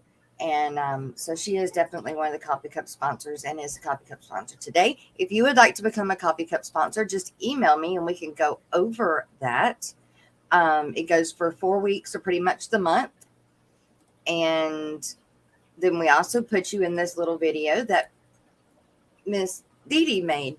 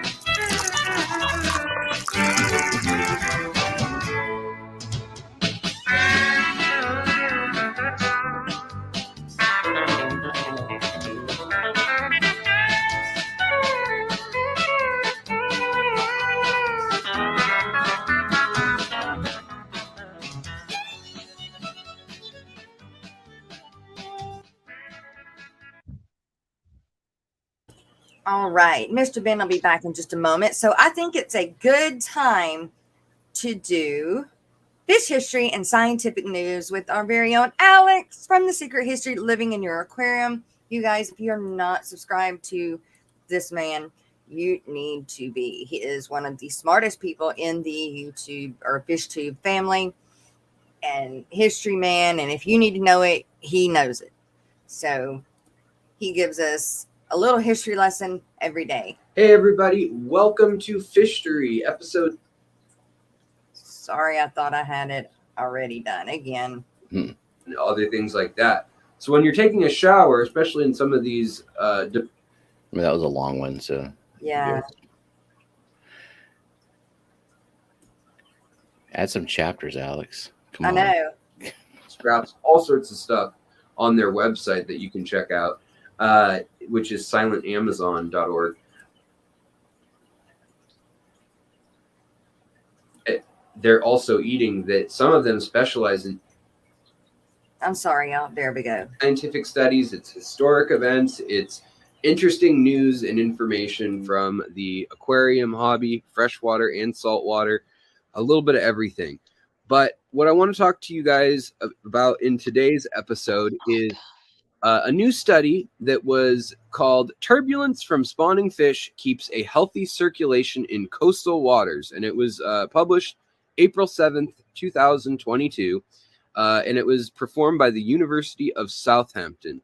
Now, a new study has shown how fish influence water coastal ecosystems and how they can mix both the temperature, the salinity, and the chemical composition of the water. And why that's important is because the water stratifies into different heat layers, different salinity layers, things like that, as it gets closer to rivers and estuaries where fresh water spills out. And these are the regions where a lot of fish lay their eggs. Think salmon, think anything that comes towards the coast or even coastal shelf lines. There was another study performed by a Spanish team where they looked at even like tuna and other fish when they spawn, marlin and tuna and other fish, when they spawn in the top layers of the ocean. They said even they can mix up about 50 feet, or I believe as they put it, 15 to 20 meters of the water column could be mixed up, and including plankton and other things, including fish waste being dissipated. The frenzy of the fish swimming actually mixed all those things up. Well, now a more recent study done in coastal regions is revealing for the first time how the fish actually help circulate nutrients from nitrates, nitrites, how they circulate oxygen, carbon, and other compounds in the water when they spawn. And this process is key to keeping these ecosystems at equilibrium, to keeping them healthy. The results were published in the Journal of Natural Geoscience, and they showed increased levels of turbulence and mixing that occurred every night, only at night, similar to the turbulence caused by a major storm that happens. They categorize that as happening 4 times a year or less, and then it calmed down in the day. What was going on during the 15 days that they noticed this? Well, fish were spawning. So the information was collected from the ship's echo sounder and samples collected with small fishing nets, as well as vials dropped to different depths to sample the water. And they were able to attribute the signal to shoals of fish which gathered in the area at night. And in particular, the small nets were full of recently spawned eggs of the European anchovy, which is has a Latin name that I'm not going to even try to pronounce. And it provides strong evidence that anchovies' frantic behavior caused during spawning actually oxygenates those coastal waters and shallow areas. And previous studies, like I said, they are also noticed that it could mix up top level waters. And these were big fish they were talking about, 3, 4, 5, 6 foot long fish. But now they're realizing that, ocean temperature, which can determine gender, and even river temperature, which can determine gender, are all mixed up and changed by the activity of fish. And I think that this is pretty interesting because in a lot of my filterless tanks, I use Danios because they're extremely active, and they'll come to the surface, they'll make bubbles, they'll splash, they'll chase each other around. And they seem to be able to do this in low oxygen water themselves, but they mix up the oxygen enough that I've kept species like Pandagar and other things without an air stone, without anything moving the water other than the fish and whatever convection may be going on. So it's kind of interesting results that if this can happen in the ocean, and if it mixes up things like the waste from these animals, as well as the good things like O2 and which is dissolved oxygen, and it mixes up salinity and chemicals and any other concentrations of algae and things like that. It's just kind of interesting what the role might be in freshwater too. And there haven't been any studies on that, but there are plenty of lakes and regions where there are shallow creeks feeding into those. And whether it's trout or salmon or catfish or whatever it may be, they go up the river and creeks, and they totally, whether it's they kick up silt, which flows downstream, or whether it's the fact that they're mixing up phosphates that have fallen into the river and have settled or at the bay where the water enters, and at an inflow to a lake. Maybe all the particulate matter has fallen into the sediment at the bottom. Well, now they're realizing that it could be mixed up and distributed throughout the entire lake or even into the water column and then flowing out of the lake by these methods. Now, studying salmon, they've figured out some of these things. In particular, other studies that I've read have had that information. But I just thought this was kind of an interesting one, and it's food for thought, too, on what fish we keep in the aquarium, how much movement they have, and what role they may be playing in if you're using liquid fertilizers, if you're getting a lot of waste products, if your plants need O2, if your fish need O2. It might be not just spawning, but any of their activity. If it plays a role in the size of an ocean, an open ocean, and in estuaries and bays and in rivers, I think there's a pretty high likelihood that there's some effect, even if it's hard to quantify, within our hobby, within our aquarium. So something to think about. All right, guys, thanks for listening. Thanks for joining. Have a great week, and I will talk to you later.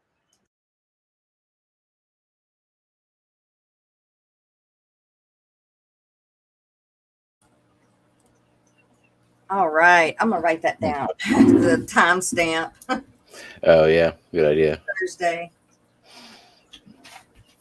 I never thought about using just like spastic fish as a oxygenator for the tank. Right. I guess that makes sense.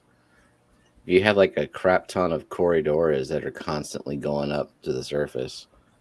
I know in the wild I've seen a video of like there's just a really murky area of a river and you can just see the water bubbling, and whoever was filming the video said that's likely just like a bunch of corridoras just constantly going up and down, getting air. And it just looks like the water's bubbling or boiling. Wow. We've got some more people that I have not said good morning to. Scuba Steve, good morning. Miss Mary Page, Yellow Dolls and Aquatics, Anthony's Fish, Sun City Cichlids, Rattle Trap Fishing. Man, it's good to see you. Eduardo. All right. Mr. Ben, do you have any outside tubs?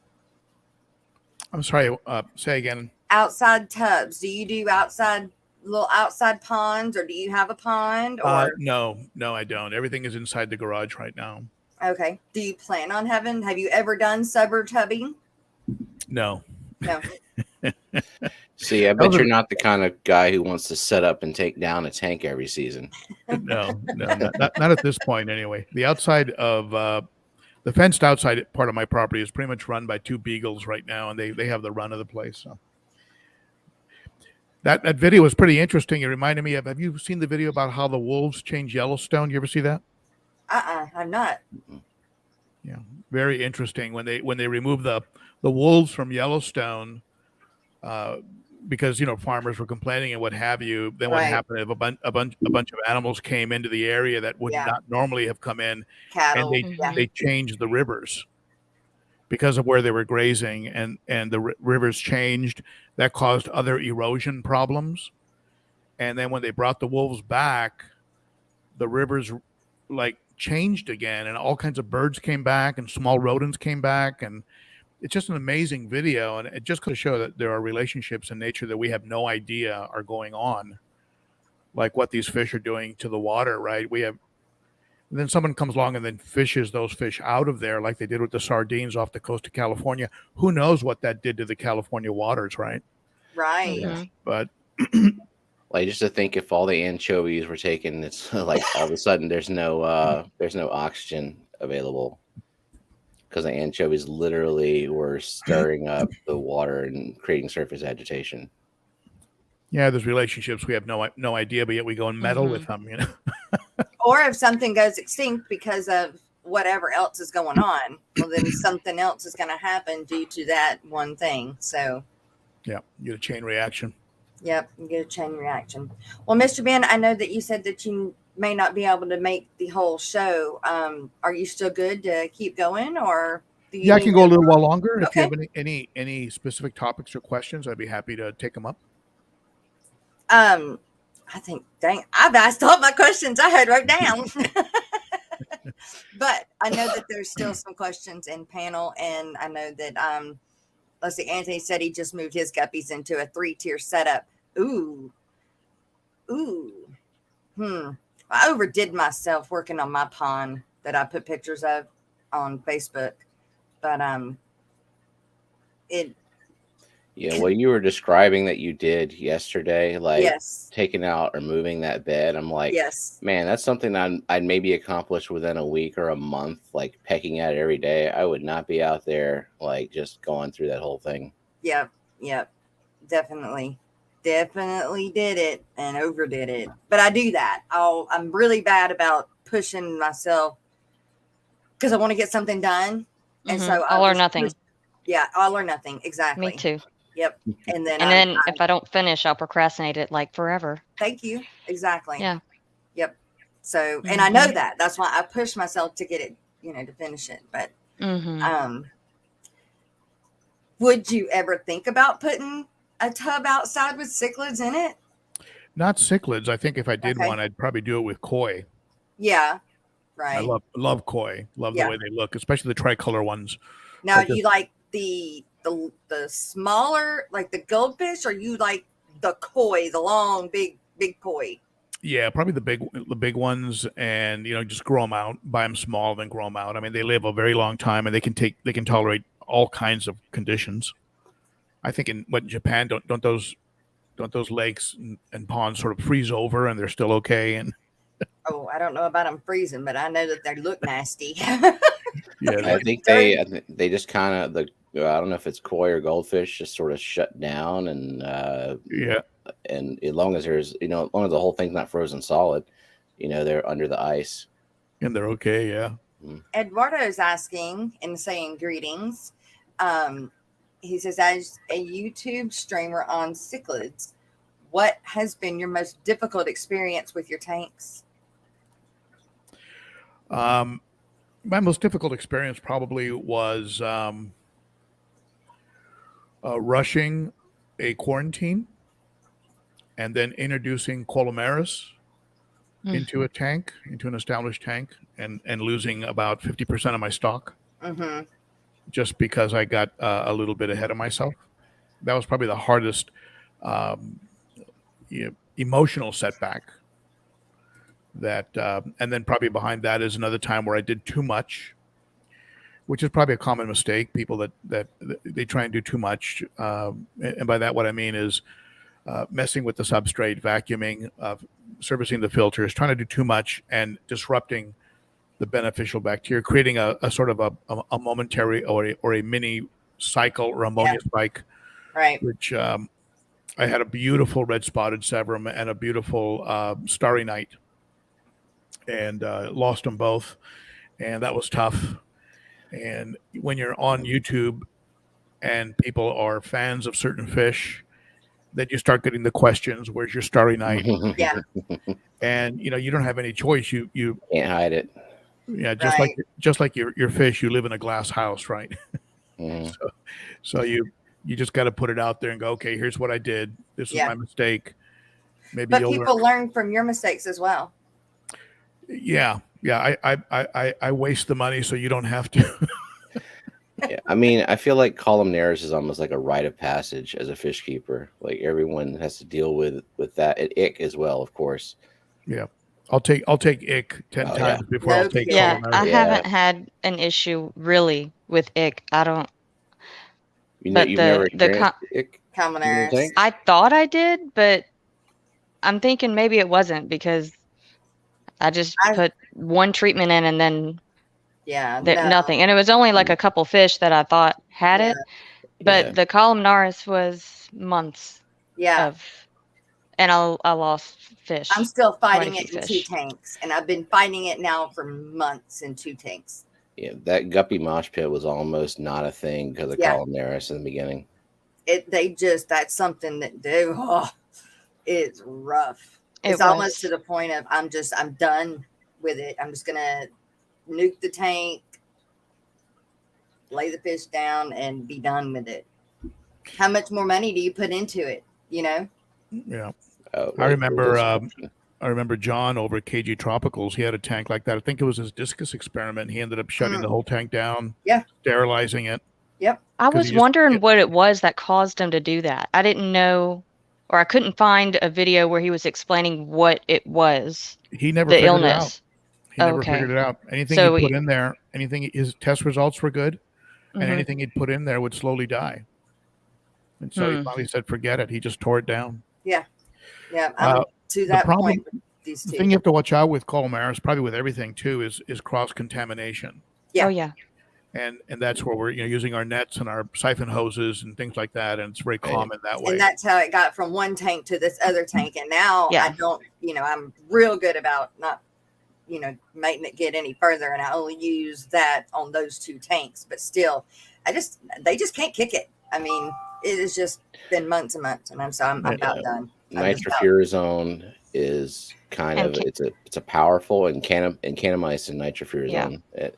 They're very powerful. They will kill all of your bacteria in there, but that's the one thing that got rid of the Columnaris in the mosh pit when erythromycin and Maricin 2 and what did I do with it? I have been feeding the anti-parasitic cod flake, and then when I clean the tank, and I've been using this for months, and then when I clean the tank the day before, I put I dose them with the dog dewormer.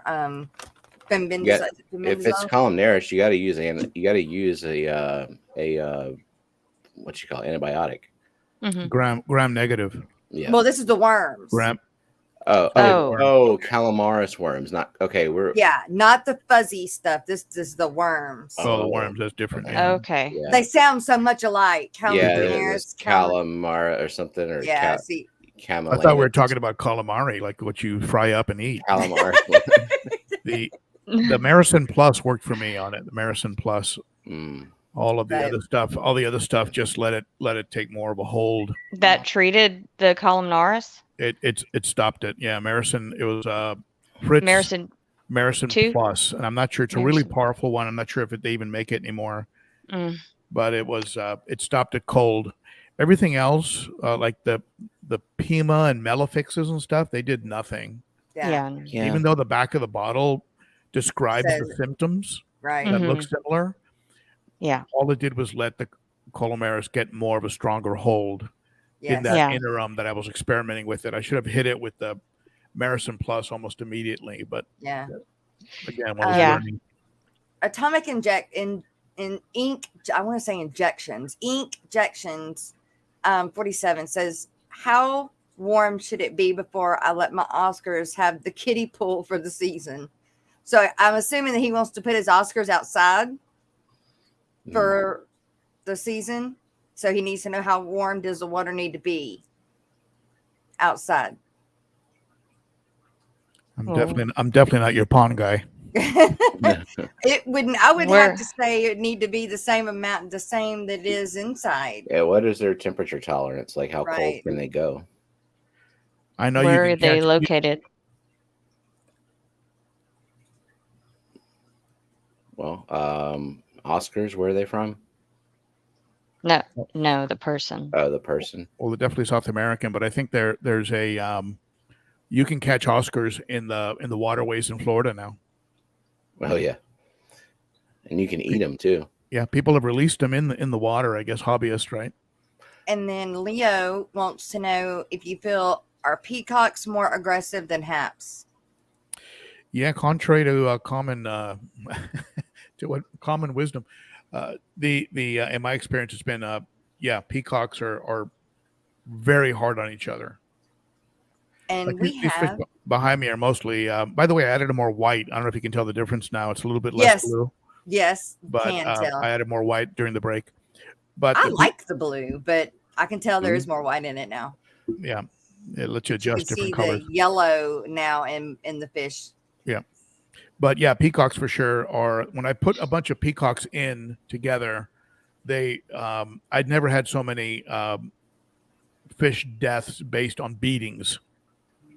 Whereas haps, which are considered predators and like they're considered more the hunter type fish, right? They got along. They seem to get along fine.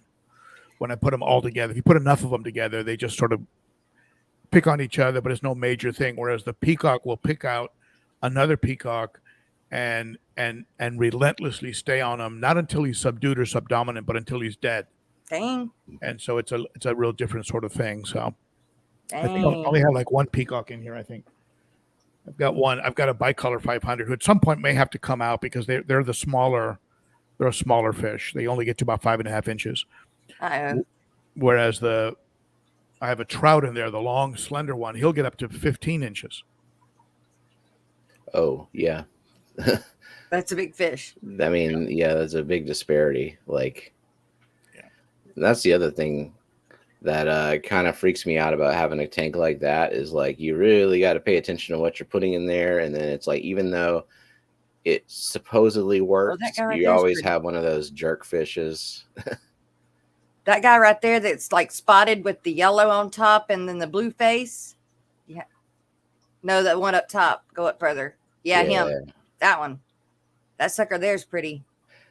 They're all pretty. I mean, that's called a giraffe hap or a Venusus. Okay. Cool. And he'll get up to 10 inches. Ooh.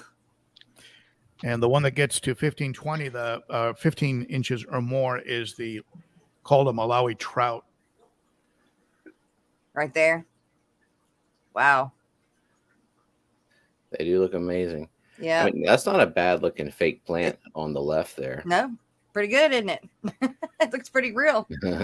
Yeah, those plants are from a company that's a company called Elite Cichlids, and unfortunately they had a death in the family.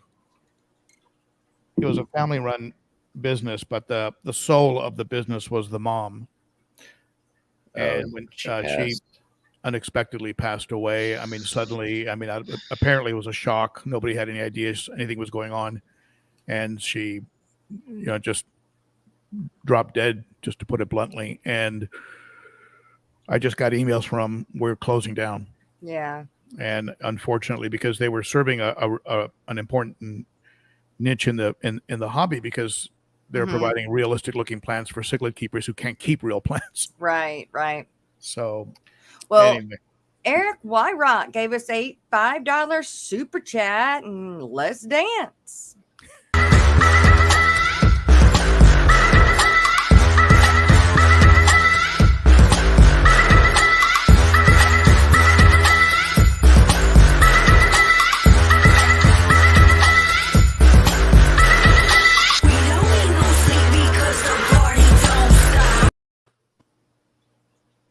There you go. Thank you, Eric. Thank you. I'm gonna Google all the time. Vinny's Aquatics. Good to see ya. Vinny made the sign that you see behind me. Really? That neon sign back there? That's from Vinny's Aquatics. Cool. I didn't know he could make those. Oh yeah, he's the real deal. He makes signs for Tiffany's. I mean, I'm talking high-end signage. Wow. LED, is it LED or is it that liquid? It's neon. Neon. With some LEDs. I don't light up the white band around it because it'll overwhelm the camera. Okay. But it has a white band around the neon fish that says Ben O Cichlid, all about African cichlids. But if it's so bright that even though I can control the blue fish, I can control that one with a remote control, the intensity of it. Yeah. But the white band is just one. Yeah. And it's the that logo that you used in the beginning of this stream. That's actually the logo that the one that's behind us right here. That's right. That's the one that we came up with for the sign. Okay. That's where that came from. Okay. And so yeah, Vinny did a great job. Very good. Can y'all hear my air pump? No. Nope. Okay. It is real. I don't know. It's very loud. Nope, we can't hear that one. It just like 5 minutes ago got really loud. Might so I just touching something, start rattling. No, I just set it on a towel. It's not touching anything. It wasn't. So did it get quieter when you put it on the towel? A little bit.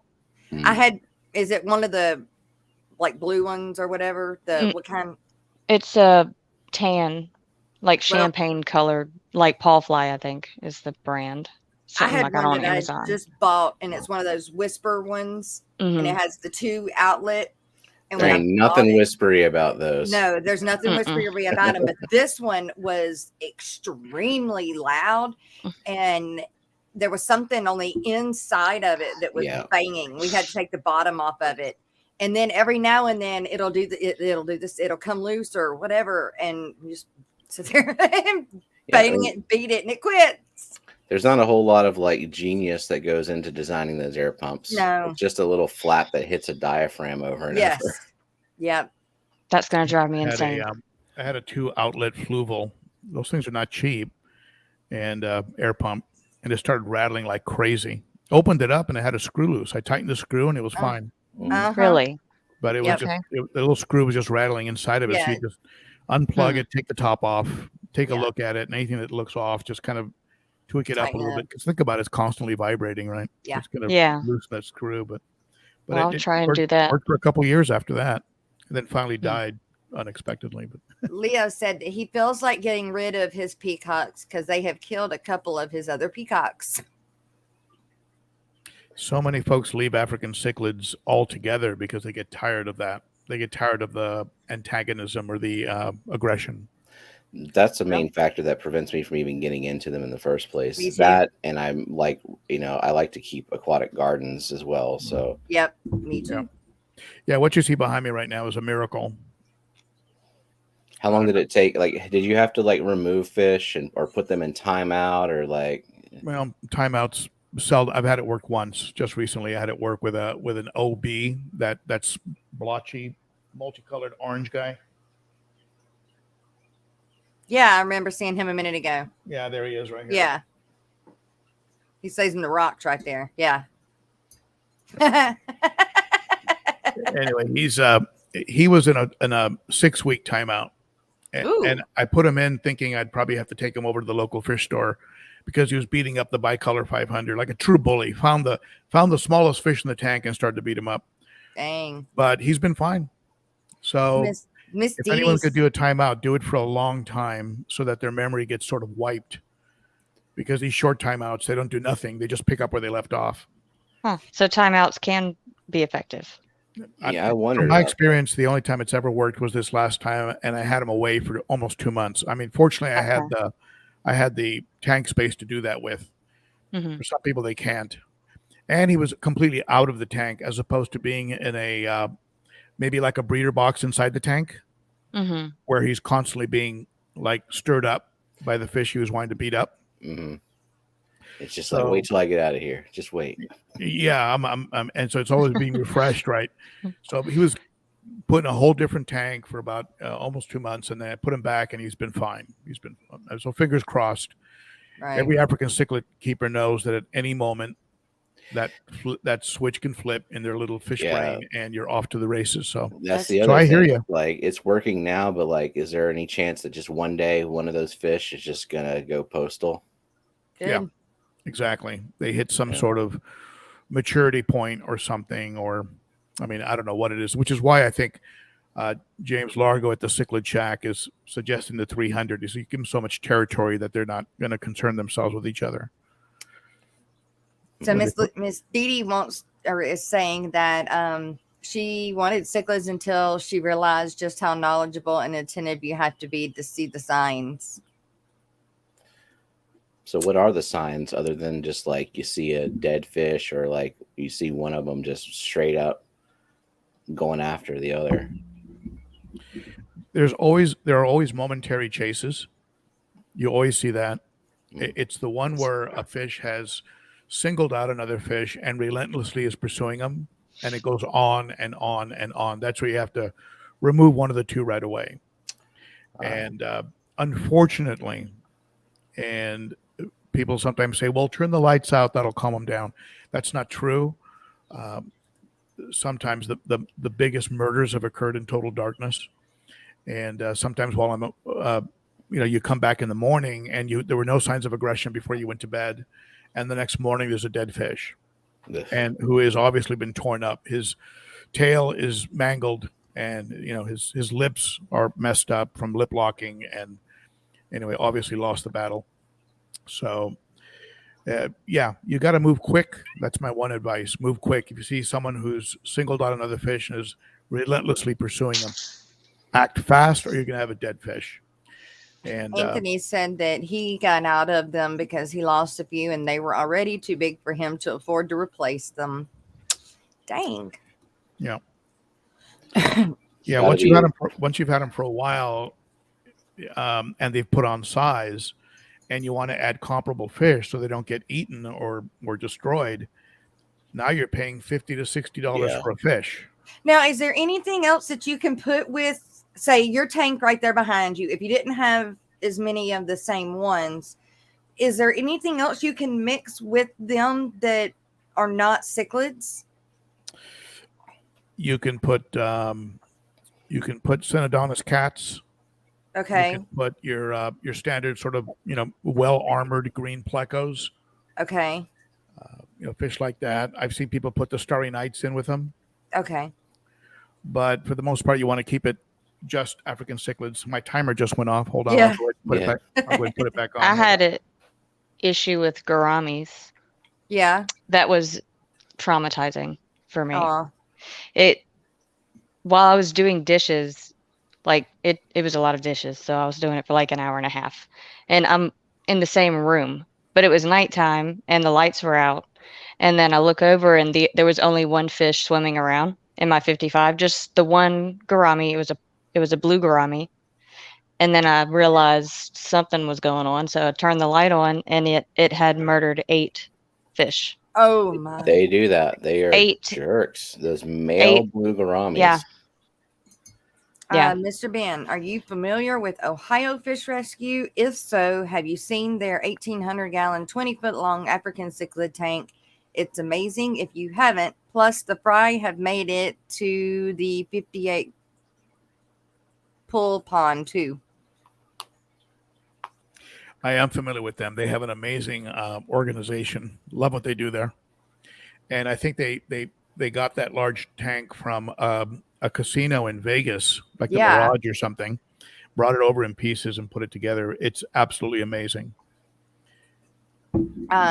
Alishon is asking if you've ever been interested in doing a cichlid breeding project, perhaps with a care species from Madagascar.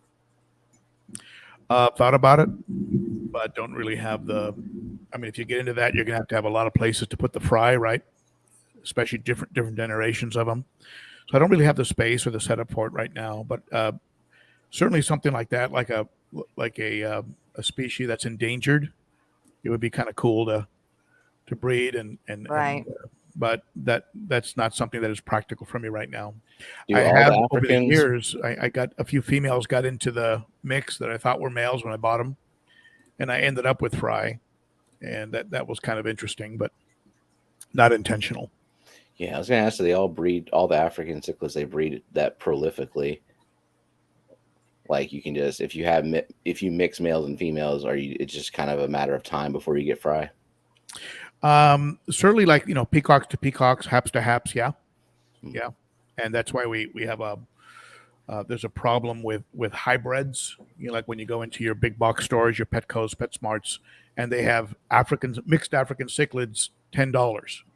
Chances are you're getting hybrids.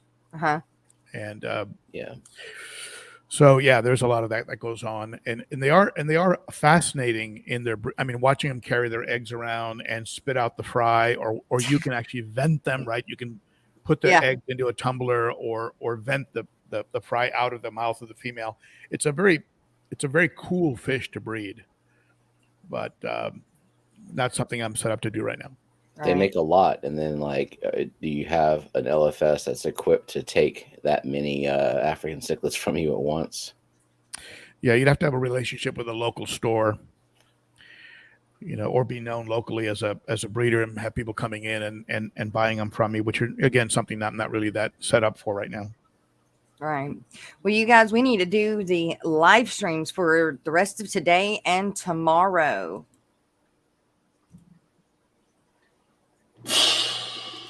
And now for the Tuesday live streams, Eastern Standard Time. We start off the morning with the Aquatic Morning Show on Main's Tails, Fur, and Fins at 10 with Jess and the crew. At 12, it's Multi-Take Addiction member stream.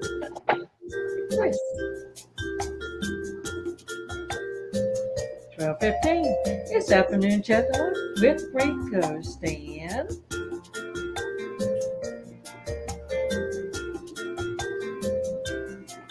Five, it's Pegasus Arena. At 6, it's Danica Aquatic members only stream. At 6:30, it's the Focus On interview on Rickenstein's channel. At 7, it's Miss Susan, SLC Aquatics.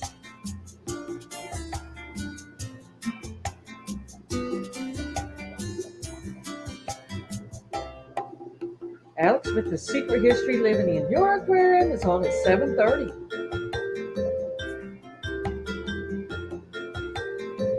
And also at 7:30 is Bewizzle and Hippie John the Fisherman on Bewizzle's channel.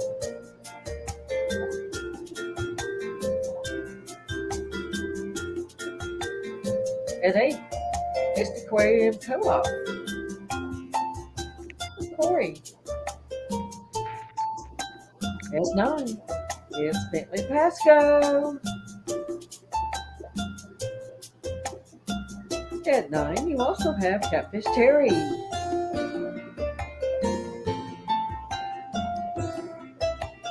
At 10, have a beverage with Dr. Black on Dr. Black 66. 11:30, it's Brandon with Misfit Reptiles and Aquatics. And that concludes the Tuesday night lineup. And now for the Wednesday live streams in Eastern Standard Time as well. Start off with Father Fish at 9 a.m. At 10 a.m., it's Flip Aquatics.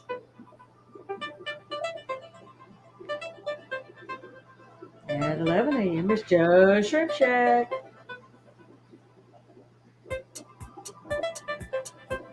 At 11 is also the KG Tropicals Members Only stream with John and Lisa. At 12:05 is the Aquatic Morning Show Members Only stream on Main's Tails, Fur, and Fins. At 1 is Rack with Bird Garden.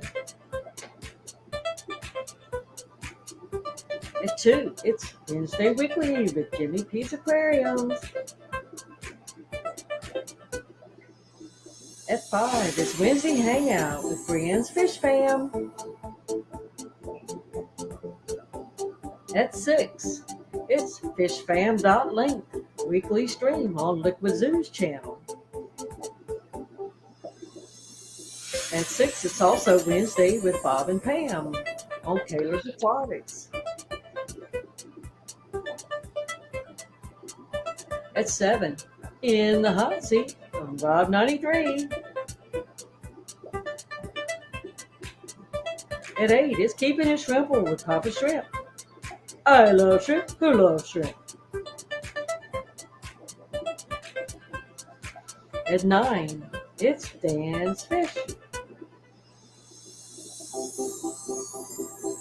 And also at 9 is Primetime Aquatics with Jason and Joanna.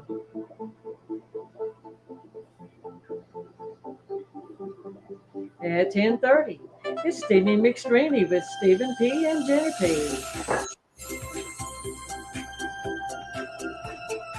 At 11, it's Punchy Penguins with Pam and Bob.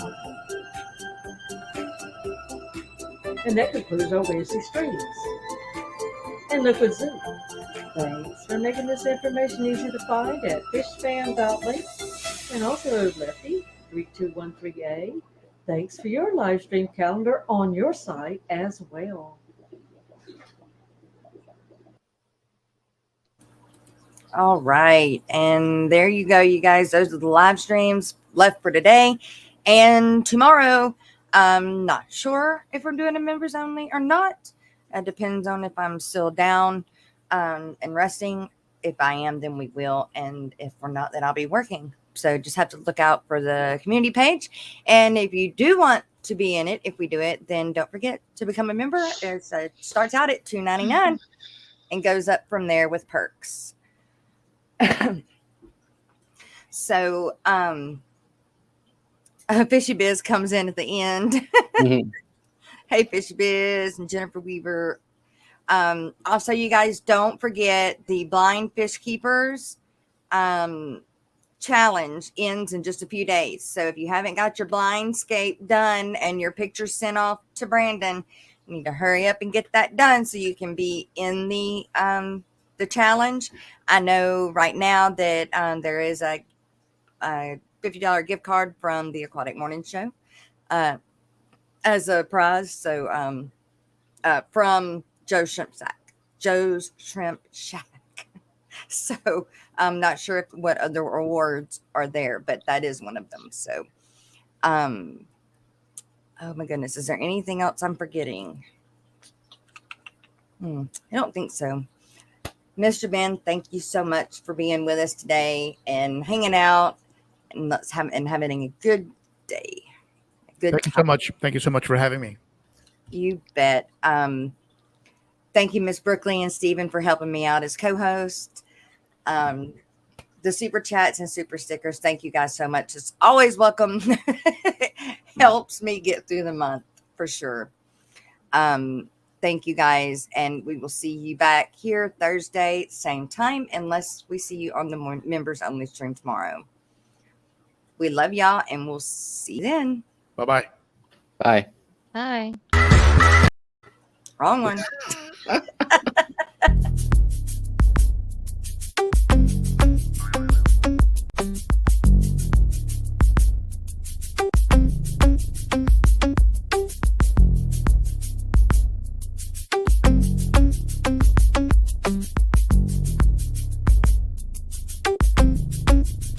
It's a live ever mosh pit.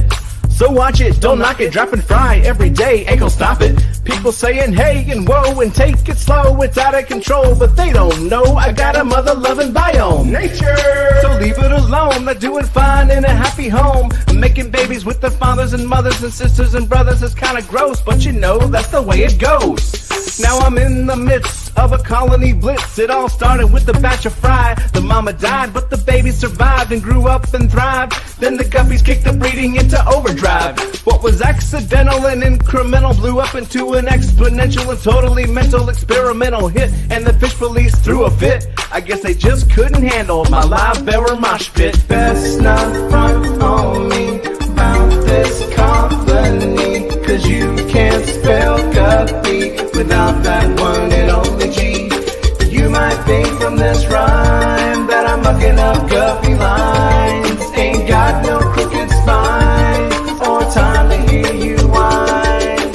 Stop the fish police. I'm making hybrids I desire to acquire and combine entire lines designed to inspire and surprise and advertise the rise of my monkey fighting live bearer empire. You looking all distraught, you think it's overstocked, but you got no shot to sway me, you're an afterthought. Yeah, I got guppies getting blitzed on duckweed. Had enough of these, well they don't stop and neither do we.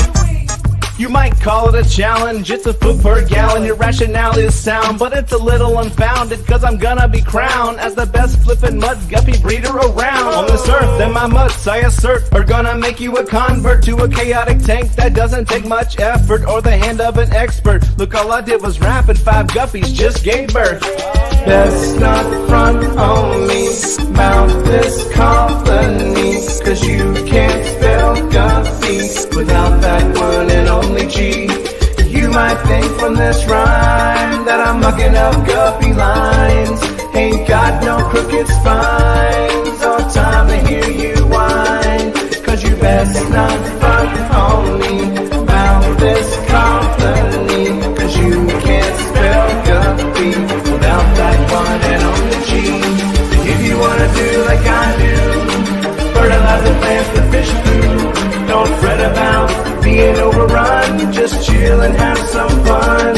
I got the new Genetics for the color theoretics, a different aesthetic. It's cosmetic and frenetic. If you don't get it, I do. I got a vision, it's eidetic. And your derision, well, it's really quite pathetic. Uh-oh. Now you see a bunch of platties, they're looking fatty. You think it's fatty, and the plants are overgrown, getting kinda ratty. It's alright, little laddie. Just look me in the eye and tell me who's your daddy.